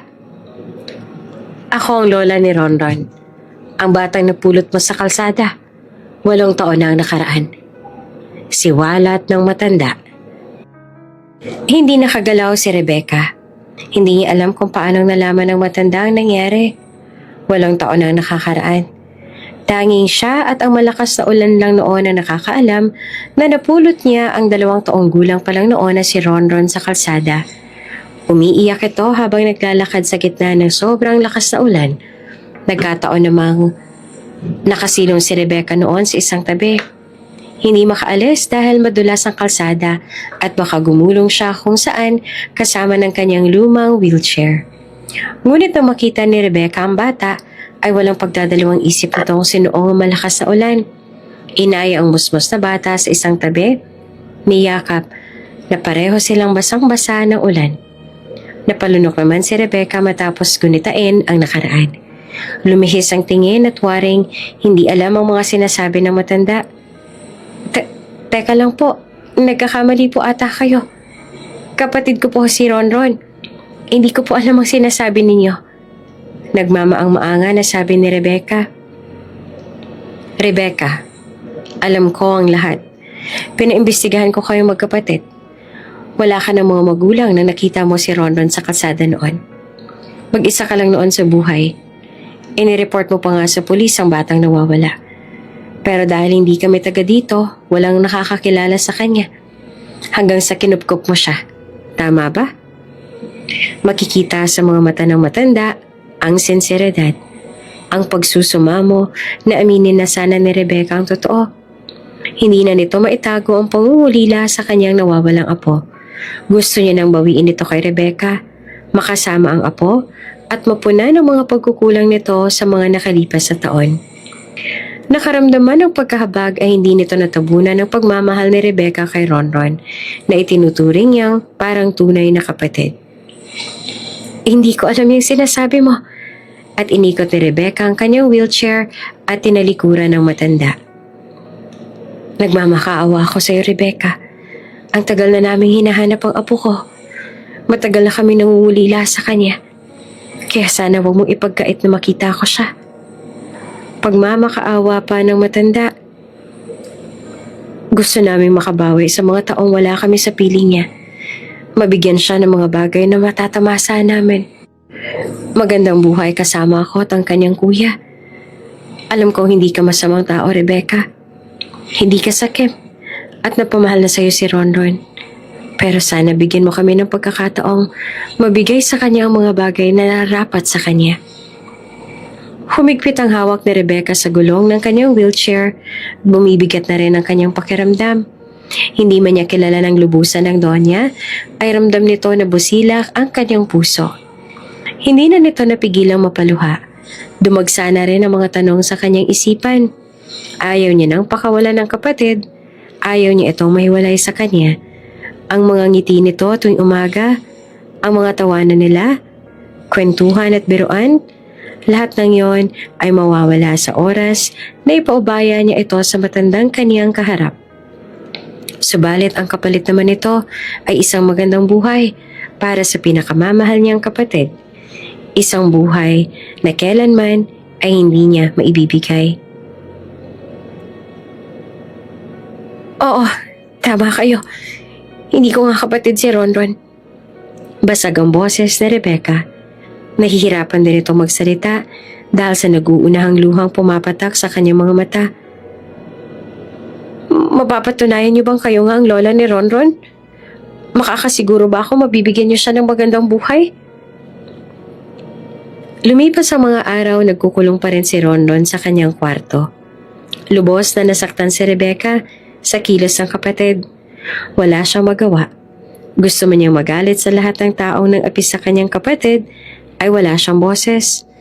Makipag-away man siya ay pagtatawanan ng siya ng mga ito. Isang babaeng pilay, mangmang sa kanilang paningin, dukha. Kaya naman, isang desisyon na ginawa ni Rebecca upang mabago ang buhay ng kanyang kapatid. Isang desisyong ikakadurog ng kanyang puso. Ngunit ang kapalit naman nito ay isang magandang buhay para kay Ronron. Sa tulong ni Nico at Mia, hinila nila palabas ng kwarto si Ronron. Ano ba? Sinabing ayoko lumabas eh. Sigaw ni Ronron habang hila-hila ng magkaibigan. Sorry ka, inutusan kami ni ate na gawin to. Kaya wala kang magagawa. Ani ni Nico. Hinila ng dalawa si Ronron papuntang banyo. Binuhusan ng isang tabong tubig upang mapilitang maligo. Matapos ay pinagbihis. Nang matapos na itong mag-ayos ng sarili, ay hinatak na nila ito palabas ng bahay. May nag-aabang ng kulong-kulong sa labas. Hinihintay ang tatlo upang ihatid kung saan. Saan ba kasi tayo pupunta? Natutulog yung tao, inaabala niyo eh. Basangot na sabi pa ni Ronron. Ronron, mag-iisang buwan ka ng puro tulog. Hindi ka na rin pumapasok sa school at lumalabas ng bahay. Ano ka, ermitanyo? Magmumonghe ka ba? Sita ni Mia. Paano kung oo? May magagawa ba kayo? Inis pa nitong sabi. Hindi na umimik si Ronron. Nayayamot ito hanggang sa hindi na nag-imika ng tatlo. Pakiramdam ni Ronron ay pinagtitinginan siya ng mga tao. Pinagtatawanan. Naalala niya mga masakit na karanasan. Ang pinagbintangan na kasalanan hindi naman niya ginawa. Ang mga matang mapanghusga, ang mga titig na't bulungan, hanggang sa hindi niya na namalayang nanginginig na ang kanyang mga kamay. Hindi na siya makahinga. Gusto niyang umiyak, magtago, kainin ang lupa. Natatakot siya sa mga tao. Natatakot na siya sa lahat. Ronron, tawag ng kanyang ate Rebecca. Nakarating na sila sa lugar na kanilang pupuntahan at si Ronron na lang noon ang nakasakay sa kulong-kulong na hindi niya namamalayan. Nilapitan na rin siya ng kanyang kapatid na si Rebecca. Ate, anito nang bumalik na sa ulirat. Ngumiti ang kanyang ate at hinawakan ng kanyang kamay. Nilibot naman ni Ronron ang kanyang mata. Nagulat dahil nasa parke sila. Ang parkeng palagi nilang pinupuntahan ni Rebecca noong siya ay maliit pa. Ano pong ginagawa natin dito, ate? Tanong ni Ronron. Wala po ba kayong pasok ngayon? Hindi po ba mamamasura din kayo mamayang hapon? Umiling si Rebecca. Ipinagpaliban ko muna lahat ng yon. Kailangan din kasi ni ate ng tinatawag na day off. Nakangiti nitong sabi. Ate, parang hindi ko kayang humarap sa maraming tao. Nakatungtong na sabi ni Ronron. Ayaw kumilos sa mga binti ko, parang hindi ako makahinga. Daing pa nito. Hinawakan ni Rebecca ang kamay ng kapatid. Alam kong hindi madali ang pinagdadaanan mo. Hindi kita masisisi na na-trauma ka sa nangyari. At patawarin mo ako dahil wala ako sa tabi mo ng mga oras na yon. Pero hindi mo ba naiisip? Lahat ng tao sa paligid natin ay umuutot din. Nagtataka man ay biglang natawa si Ronron. Umuutot? Oo, umuutot sila. Nabubulol, nagbabanyo, nadadapa at kung ano-ano pa. Kitang-kita naman ni Rebecca ang pagtataka sa mukha ni Ronron. Kaya sa wakas, nabuksan na nito ang pinto upang makaahon si Ronron sa kahihiya na kanyang dinanas. Alam mo, Ronron, hindi titibay ang isang tao kung hindi siya makakaranas ng pagsubok. At hindi yun ibibigay ng Diyos kung alam niyang hindi natin kaya yun. Lahat ng taong nakikita mo sa paligid, may bitbit na problema ang mga yan. At tinuro nito ang mga taong dumaan sa kanilang harapan. Pero nakangiti pa rin sila. Lumalabas. Nabubuhay.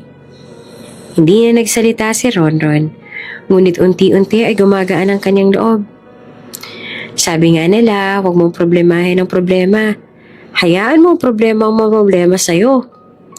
Alam ko namang hindi madali ang pinagdaanan mo.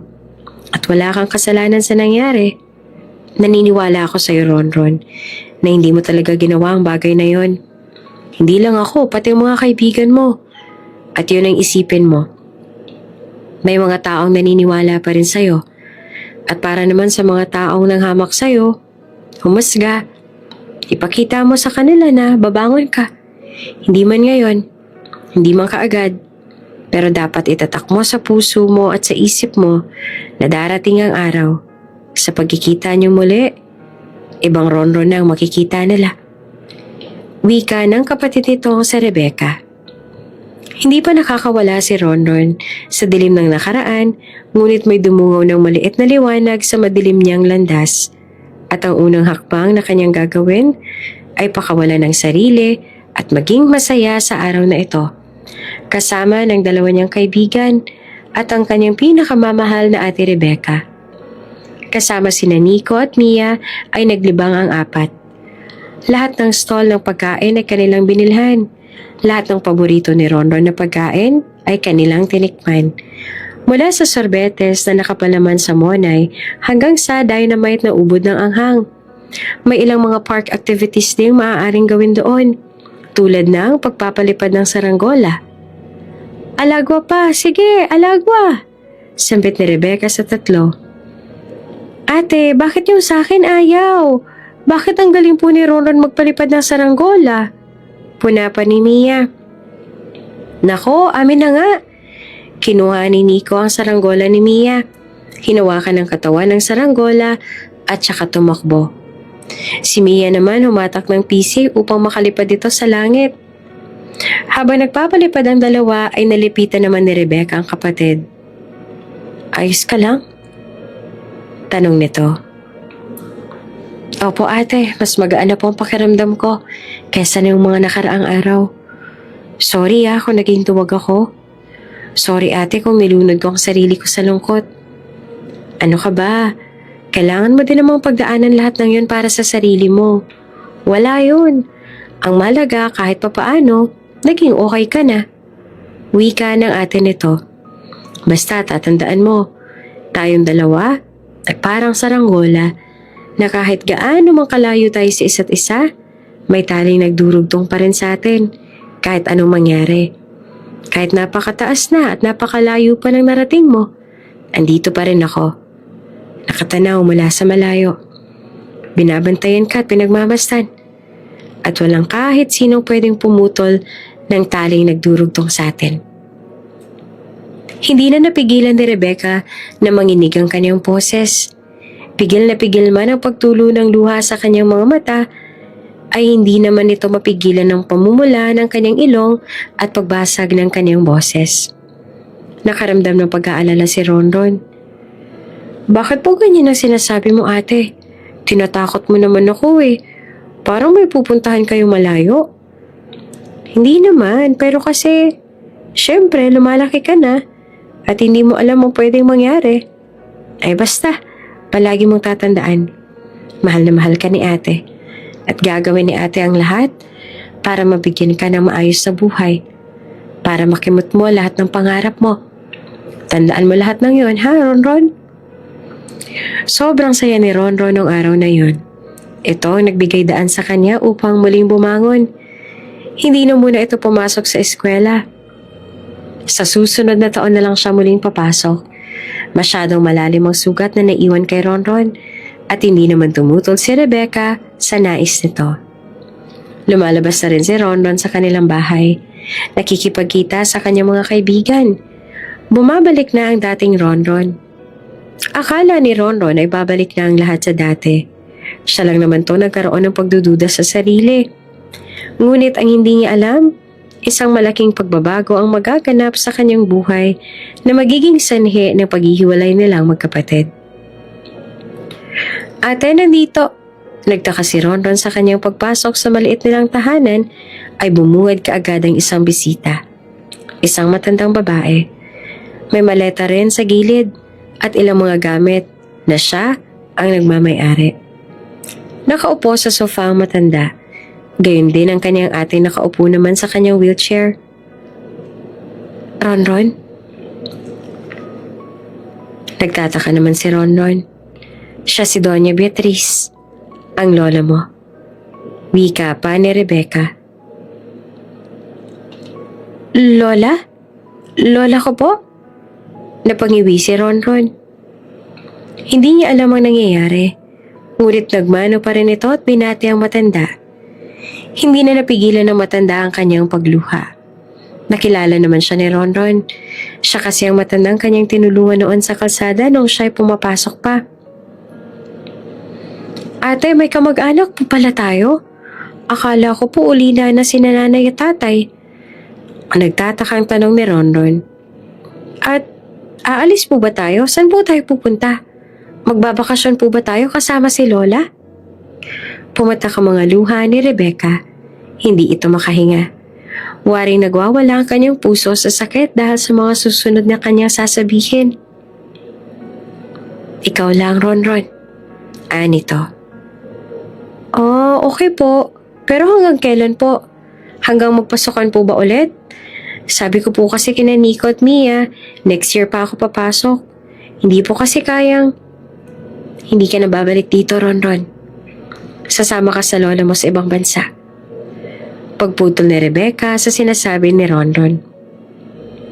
Ibang bansa? Bakit hindi ka kasama, ate? Teka, naguguluhan ako. Nakaramdam na ng kaba si Ronron. Tumikim si Rebecca bago magsalita. Mahigpit na mahigpit ang hawak nito sa armrest ng kanyang wheelchair. Dito niya ibinuhos ang nararamdaman niyang sakit at dito na siya humugot ang lakas ng loob na sabihin ang lihim na matagal niya nang tinatago. Hindi ko siya lola. Hindi tayo magkapatid. Napulot lang kita sa kalsada nung 2 years old ka pa lang.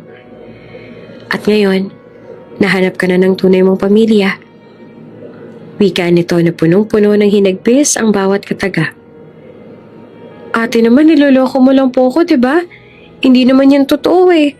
Ate kaya kita. Ikaw ang ate ko. Kamukha ko pa nga po si tatay, hindi ba? Ate, sabihin mo, hindi totoo yan, ate. Umiiyak na tong sigaw. Nasasaktan man sa kanyang nakikita, ay tila nabunutan naman ng malaking tinik si Doña Beatriz. Dahil sa wakas, ay makakasama niya na ang kanyang apo na matagal nang nahiwalay sa kanya. Ronron, apo ha. Hindi kita lola. Sigaw pa ni Ronron. Nagulat naman ang tatlo sa naging ugali ni Ronron, lalo na si Rebecca. Ronron, ganyan ba ang tamang pag-uugali?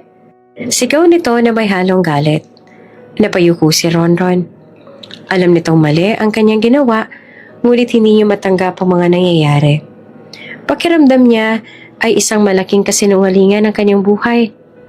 8 taon na siyang naniniwala na si Rebecca ang kanyang ate. Namuo rin ang hinanakit nito dahil sa lahat ng tao, bakit ang pinakamamahal na ate pa niya ang nagtaksil sa kanya. Umalis ka na, pabigat ka sa akin. Hindi na kita kayang buhayin, kaya hinanap ko ang tunay mong pamilya. Wika ni Rebecca, sabay talikod sa dalawa. Hindi yan totoo, ate. Hindi ako naniniwala sa sinasabi mo. Mataas na ang emosyon ng magkapatid. Pati ang Donya ay naiiyak na dahil alam niya kung bakit ito ginawa ni Rebecca. Pwede niyo na po siyang kunin. Kayo nang bahala sa kanya.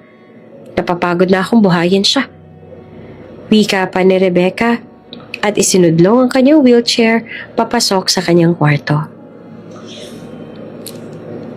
Ang sama mo! Ang sama-sama mo!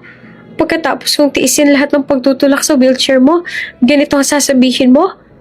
Hindi lang naman ikaw ang nahihirapan sa buhay na to Pati rin naman ako. Pero nagreklamo ba ako, ate? Hindi, kasi ate kita.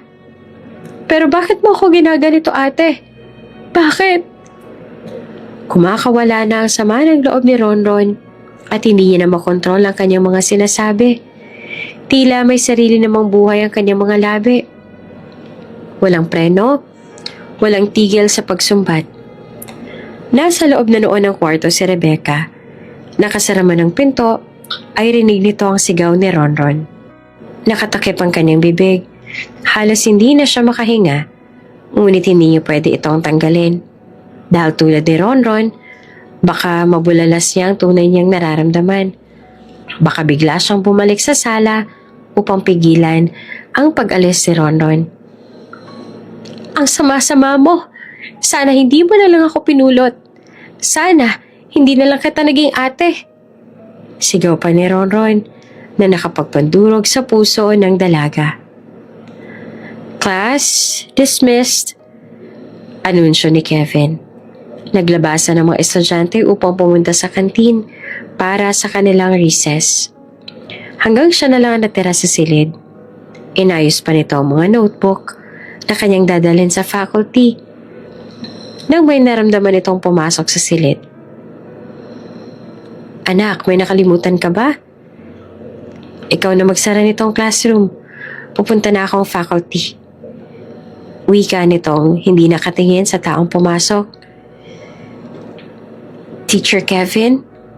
Wika ng taong pumasok sa silid. Kinilabutan si Kevin sa kanyang narinig.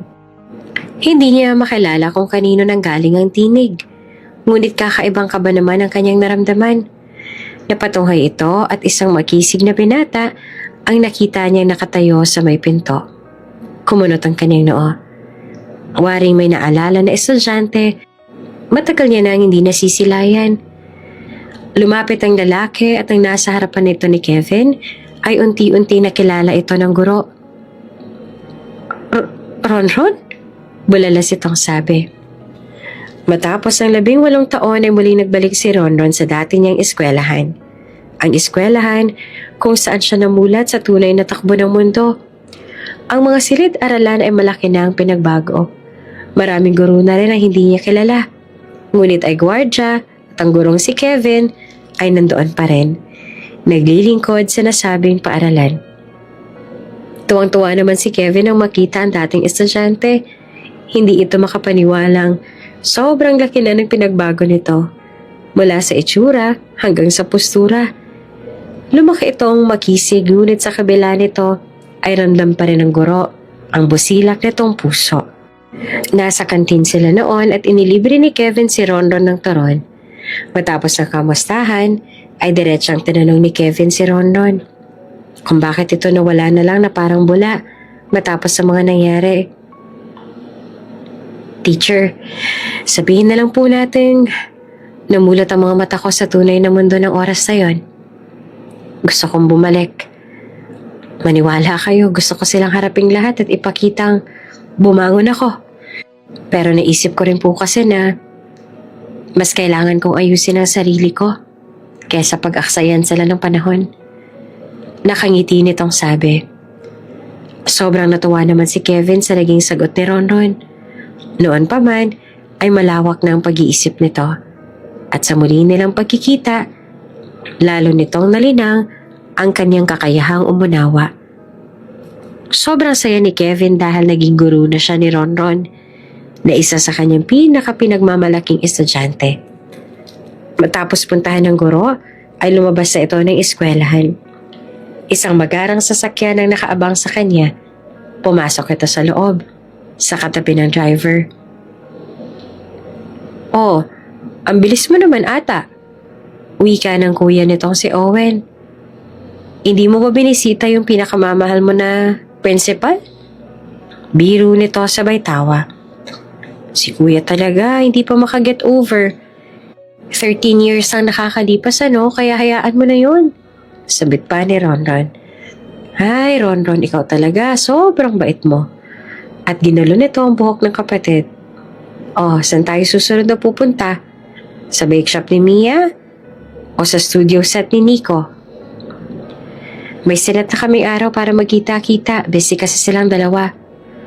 O, saan nga tayo pupunta? Uuwi na ba tayo? Sabi kasi nung agent, hapon na daw tayo pumunta sa subdivision. Ani naman ni Owen. Ngumiti naman si Ronron. Ayos yun kuya. Kasi bala ko talagang pumunta kay ate. Kay ate Rebecca. Tura nito.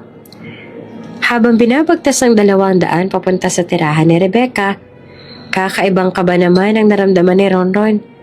Gayon din si Owen. Sa nakalipas na mga taon, marami ang nangyari kay Ronron. Mula nang sumama ito kay Doña Beatriz. Nag 360 degrees ang ikot ng kanyang buhay. From rags to riches. Noong una ay sobrang sama ng loob nito sa kanyang ate Rebecca. Tahimik lang ito. Ayaw magsalita. Kaya niyang hindi umimik buong maghapon at pagdamag. Nasaktan ng Donya sa ginagawa ni Rondon, ngunit kailangan niya itong unawain hanggang sa nakalipad na sila ng Amerika. Agad na ipinakilala ng matanda si Rondon sa kanyang kuya Owen. Tulad niya ay wala pa rin itong imik. Nasasaktan ng Donya sa kailangang pagdaanan ng kanyang mga apo. Wala siya magawa.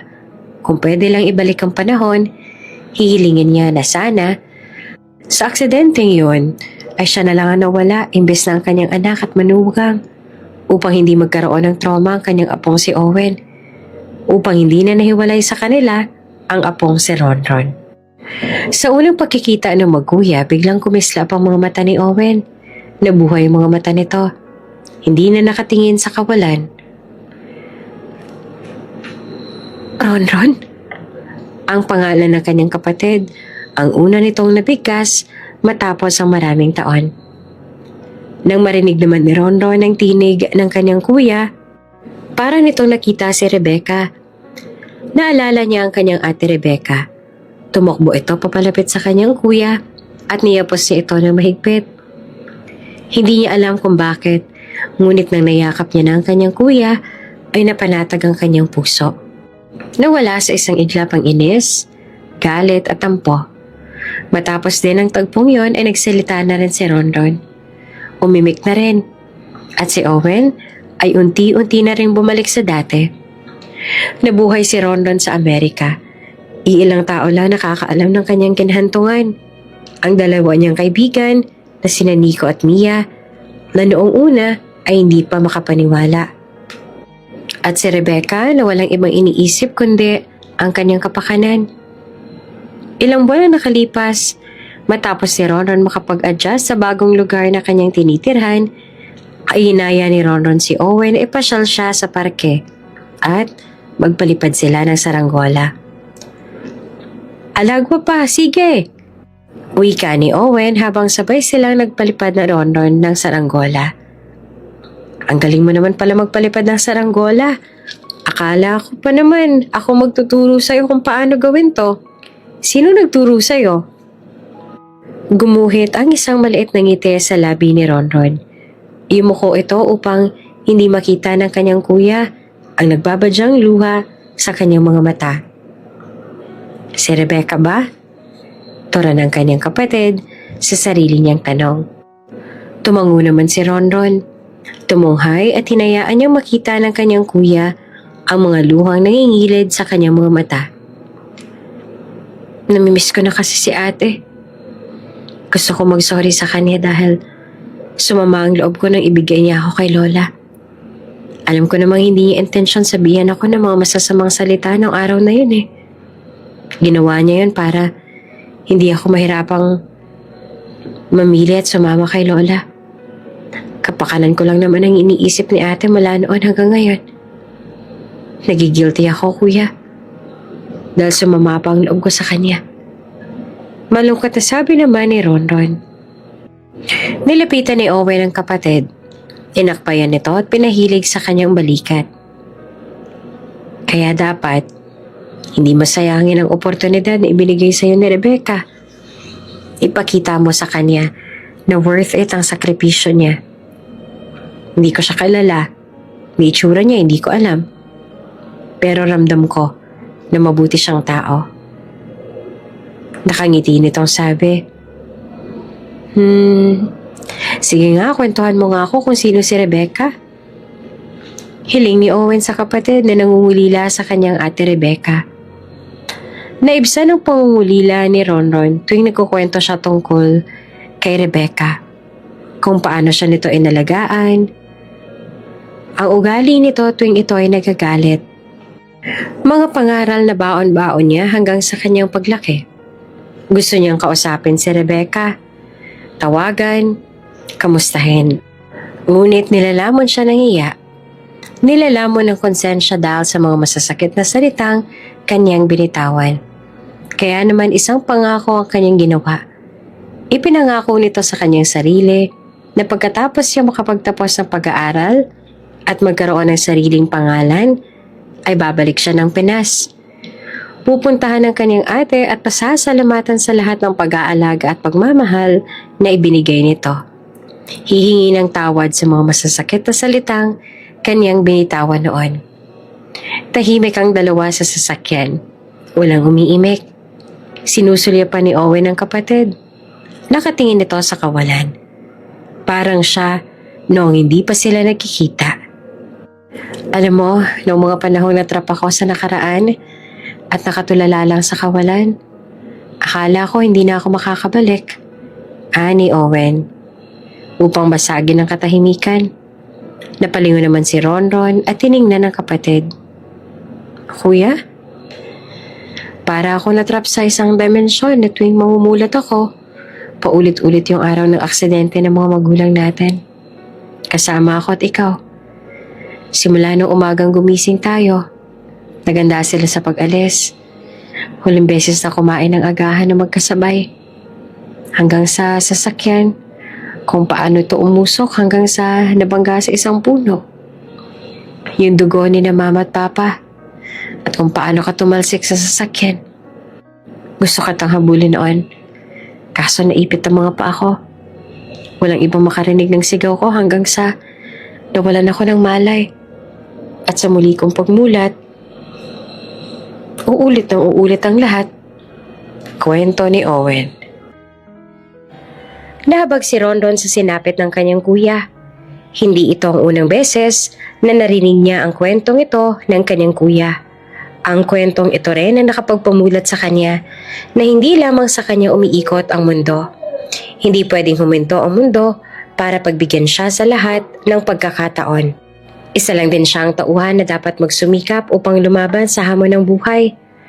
Habang nakatingin sa kalsada at nagmamaneho, ay ipinagpatuloy ni Owen ang kanyang kwento. Pero isang beses, habang pilit ko pa rin inaalis sa mga paa ko sa pagkakaipit, nagulat ako dahil bigla ako nakalabas ng sasakyan. Wala akong sinayang na sandali. Inabol kita sa gitna ng ulan. Niyakap at pinatahan. Tapos, biglang nagbago ang paligid. Nakita ko na lang sarili ko na nakaupo sa kama at may kaharap na isang batang lalaki. At ikaw yon, Ronron. Kung hindi ka dumating nung araw na yon, baka hanggang ngayon nakakulong pa rin ako sa mundong yon. At kailanman, hindi na ako nakaalis. Kuya, hindi na po mangyayari yon.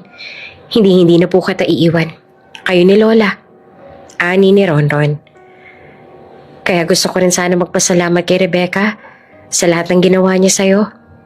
Pinalaki ka niya ng maayos at naging mabuti kang tao. Walang hanggang pasasalamat ang gusto kong sabihin sa kanya. Dahil kung hindi dahil sa kanya, baka nalagay ka na sa kapahamakan. Nagtungo sila sa dati nilang bahay, ngunit hindi na pala nakatira doon si Rebecca. Nalaman nila ang address ng kanyang ate kay Nico at agad nila itong pinuntahan. Dito na pala nakatira si ate. Wika ni Ronron. Nasa tapat sila ng isang maliit na bahay. May sariling bakuran, may maliit na paradahan ng sasakyan at maaliwalas na kapaligiran. Malayo-malayo sa luma nilang bahay na maliit, masikip at walang bakuran.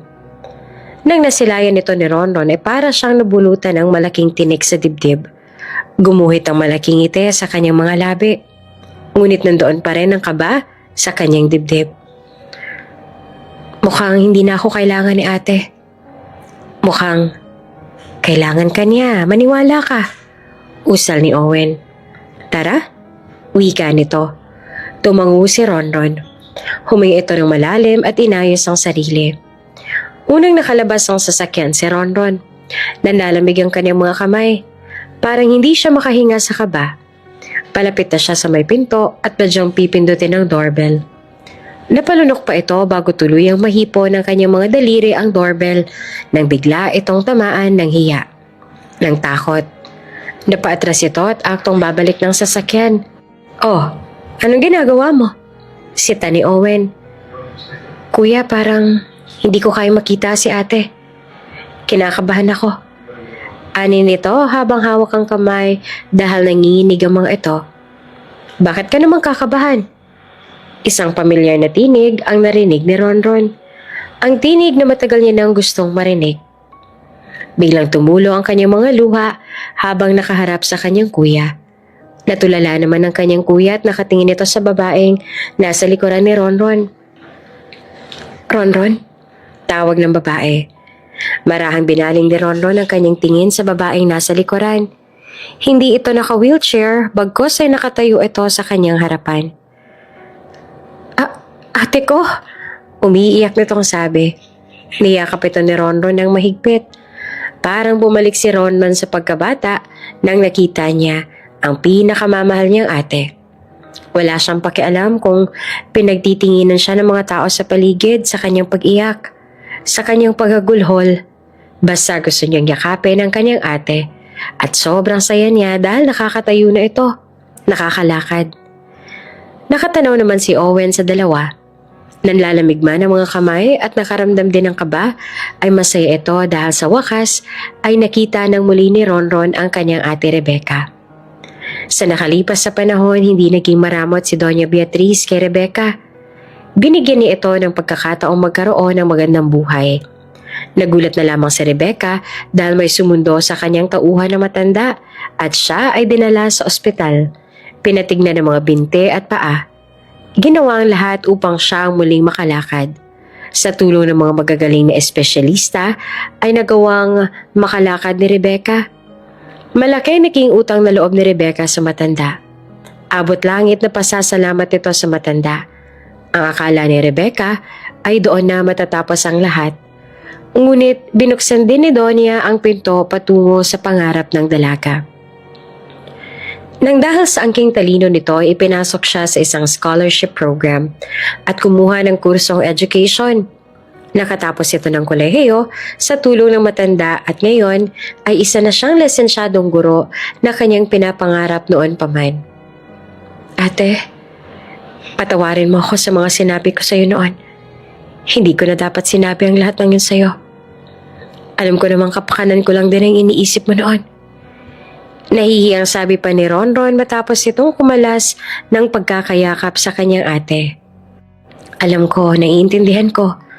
Ako rin naman, gusto ko mag-sorry sa iyo sa mga sinabi ko. Hindi ko intensyon na sumama ang loob mo, magalit. Pero kung hindi ko yung gagawin, mahihirapan kang pumili. Hindi mo mararating lahat ng narating mo ngayon.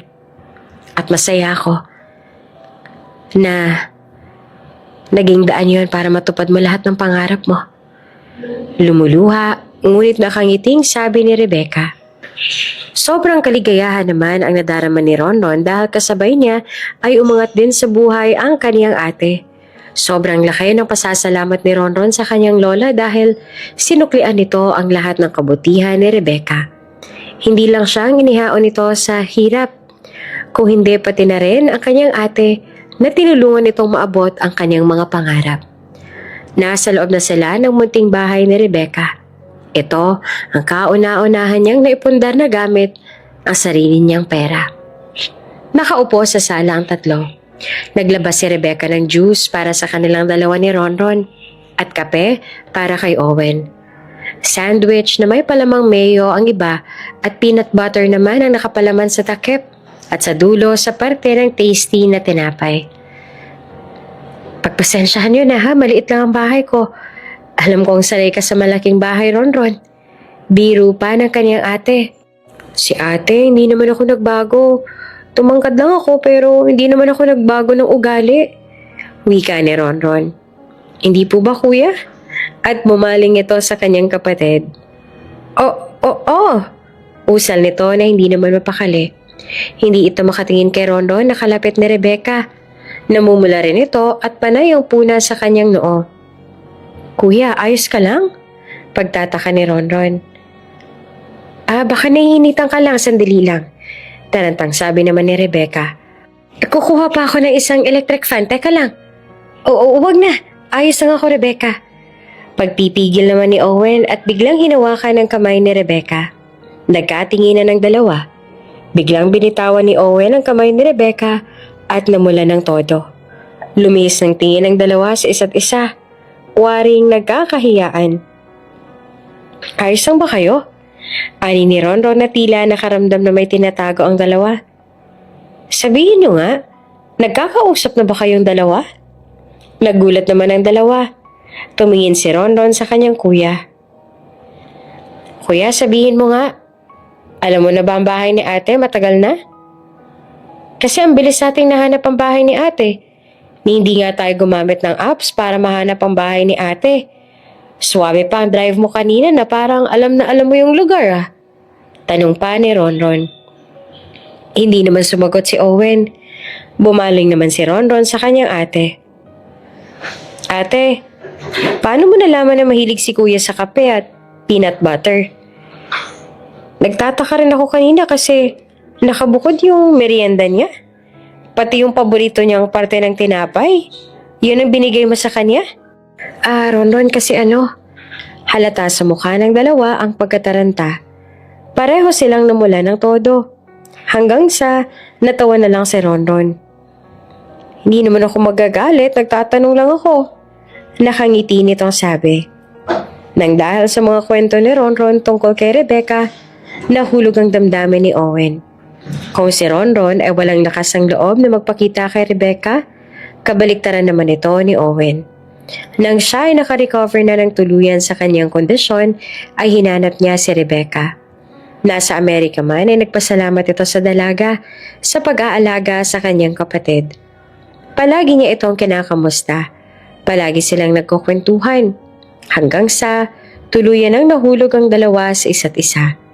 At ngayon, matapos ang mahabang panahon, nagkita na rin sila sa wakas. Okay. Yun lang nasabi ni Ronron sa dalawa matapos silang umamin. O sige, mauna na ako kuya. Ha? Sabay na sabi naman ng dalawa. Mukhang kailangan nyo pa ng moment eh. Aba, hindi naman na kayo bumabata. Wala namang problema sa akin kung kayong magkakatuluyan. At sa kasal nyo, ako ang best man ha? Ani ni Ronron. Kasal? Hindi pa nga kami. Tapos kasal na kaagad. Sambit pa ni Rebecca. Ate, doon din naman ang endgame noon.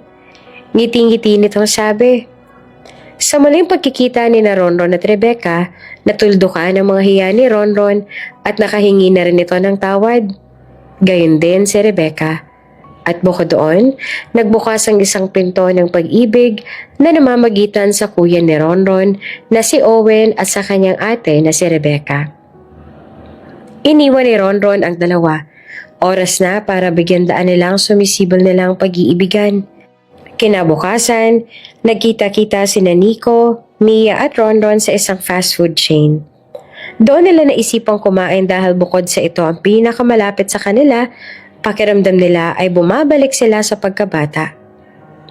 Ronron, grabe ka. Hindi ka na namin ma-reach.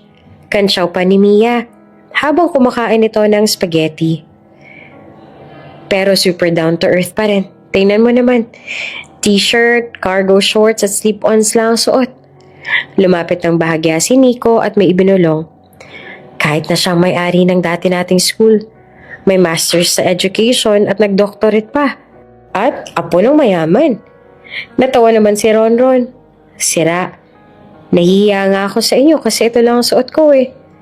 Naligaw kasi yung maleta ko kaya yung nasa Hungary ko lang meron ako. Sayang naman kung bibili ako ng damit. Anyways, kamusta ka na? Sabik na tanong ni Mia. Habang kumakain ng tatlo at nagkakamustahan, isang hindi naman inaasahang tao ang nakakita sa kanila. Nagkita-kita yung magkakaibigan. Imik ng isang lalaki. Paglingon nilang tatlo ay nakita nila si Brian. Kamusta? Bati ni Ronron. Hindi umimik si Nico at matalim naman ang titig ni Mia. I'm fine. Actually, andito ako para bumili lang ng snack. I have my Vios car outside. Dapat mag-drive-thru ako pero parang may nagsabi sa akin na pumasok ako dito sa loob. Then I found the three of you. Mayabang nitong sabi. Ganun ba? May pwesto ka na ba? Gusto mong umupo sa table namin? Alok pa ni Ronron na may isa pang bakanting upuan sa kanyang tabi. Thanks but no thanks. I have meetings and clients to meet. I'm a busy person. Hindi tulad nyo na nakokontento na lang sa pagkain ng meal sa fast food tulad nito. Nagulat ang tatlo sa asta ni Brian. Maraming taon nang nakalipas, ngunit hindi nagbagong ugali nito. Bagos ay mas lumalala pa. Dapat kasi nangangarap kayo ng mataas. Para naman sa susunod, hindi kayo kumakain sa ganitong lugar. Pero I'm glad na kahit papaano, kaya nyo nang kumain kahit sa ganitong lugar. Lalo ka na, Ronron. Sabay tingin kay Ronron mula ulo hanggang paa nito. Pero kung sa bagay, mula ng araw na yon, hindi ka na nagpakita. At mukhang pagkatapos mabuking ng ginawa mong pandaraya, wala ka na mukhang maihaharap. Kaya sigurado ako na hanggang ngayon, talunan ka pa rin. Insultong sabi pa ni Brian. Nanginginig sa galit si Mia.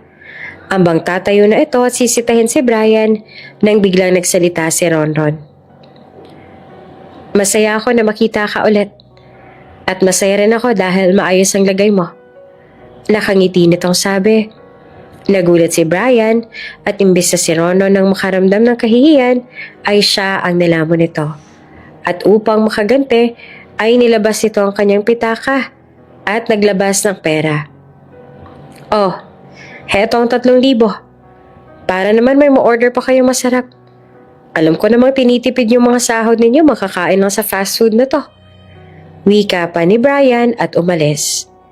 Nagkatingin na naman ang tatlo. Matapos ay pumasulyap sila sa perang inilapag ni Brian sa mesa at muling tumingin sa isa't isa. Anong nangyari dun? Sabi ni Nico sabay tawa. Naku, nalipasan na ata ng gutom yun kaya nagkakaganon. Tura naman ni Ronron. Araw ng Lunes, dumating na rin sa wakas ang ilang kasakapang binili nilang magkuya para sa kani-kanilang bahay. Ora mismo din kasi, matapos magkita ni na Owen at Rebecca, ay inaya na ito ni Owen na magpakasal. Bumili kaagad si Owen ng bahay. Kalapit ng bahay na tinitirhan dapat nila ni Ronron. Ilang truck ang nakaparada sa harapan ng bahay. Nagkataon naman na kulang mga tauhan nito kaya naman upang mapabilis ang paghahakot ay tumuwang na rin si Ronron at ang kanyang kuya. Suot ang komportableng shorts at t-shirt ay buong lakas na nagbubuhat ang dalawa. Nang may pumaradang isang sasakyan sa kanilang harapan, nahinto ang lahat. Isang pusurang-pusurang lalaki ang bumaba. Brian? Mahinang usal ni Ronron. Nauliligan ni Owen ang sinabi ng kapatid. Kilala mo ba siya? Opo kuya, siya yung... Oh, Ronron, akalain mo nga naman. Nagkita tayo ulit? Sarkastik ko nitong sabi. Oo nga eh. Tura naman ni Ronron, sabay punas ng kanyang pawis. Kitang-kita pa rin sa titig ni Brian ang panghuhusga. Kitang-kitang nandidiri ito kay Ronron dahil naliligo ito sa pawis dahil sa paghahakot ng mga muebles. Ito palang work mo? Sabay iling. Iba talaga gumanti ang karma, no? Hay nako. Anyways, binunot ito ang kanyang pitaka at muli nagsalita. Kung tinanggap mo sana kasi ang alok ni mama noon, di sana hindi ka nagkaganito ngayon. Ay nako. Pero ayos lang yan, Ronron. Marangal pa rin naman ang trabaho na kuha mo bilang kargador. Oh, heto. At inabot ni Brian ang kanyang calling card. Kukunin na dapat ito ni Ronron nang bigla itong bawiin ni Brian. Teka lang, may cellphone ka ba? Baka wala kang cellphone. Teka, sandali. Meron akong cellphone. Nahinto naman si Brian. Good. At inabot ito ang calling card. Tawagan mo ako sa numero ko. Baka may bakante kami para kahit papaano ay makatulong ako sa'yo. Nanlaki ang mga mata ni Owen. Hindi nito akalaing ganito pala kabastos ang bibig ni Brian na sumira ng reputasyon ng kanyang kapatid. Ramdam ni Ronron ang galit ng kapatid. Hinawakan nito ang kamay ni Owen at umiling. Sige, tatawagan kita. Huwag kang mag-alala. Teka, ano nga pala sadya mo rito at baka matulungan kita? Alok ni Ronron. Thanks but no thanks. Nandito lang naman ako para ibigay ang papers kay... Binuklat nito ang dalang folder upang basahin ang pangalan ng bagong may-ari ng malamansyon na bahay. Mr. Roniel Villarosa? Kilala ko siya. Gusto mo ako nang tumawag sa kanya sa loob? Ani Ronron.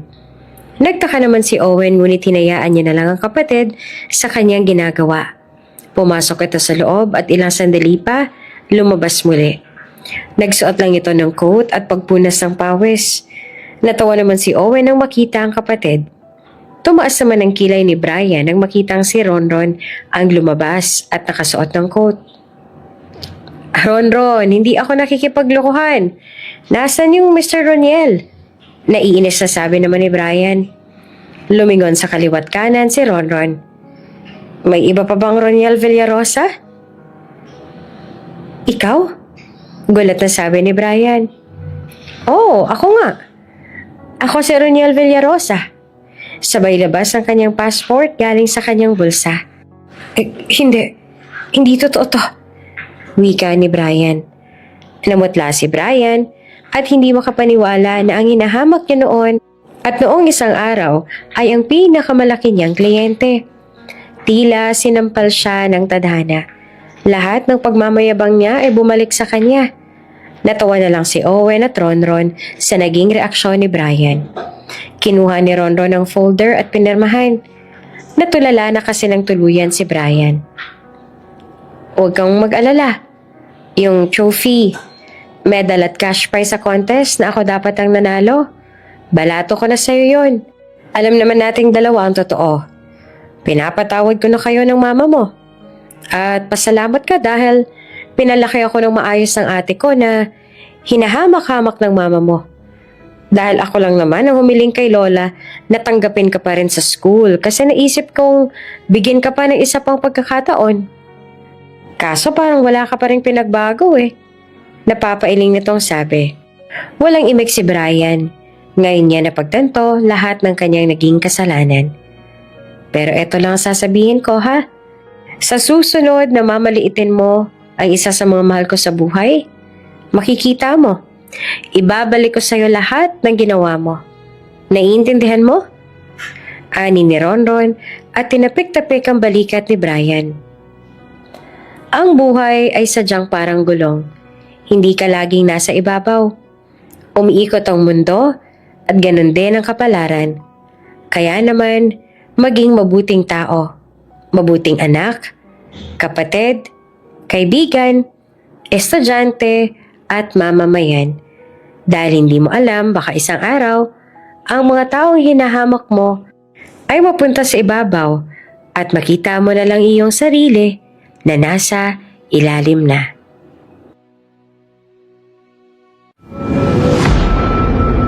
Kung bago ka pa lang sa channel na ito, Ate Jane TV, huwag kalimutang pindutin ang notification bell and subscribe button.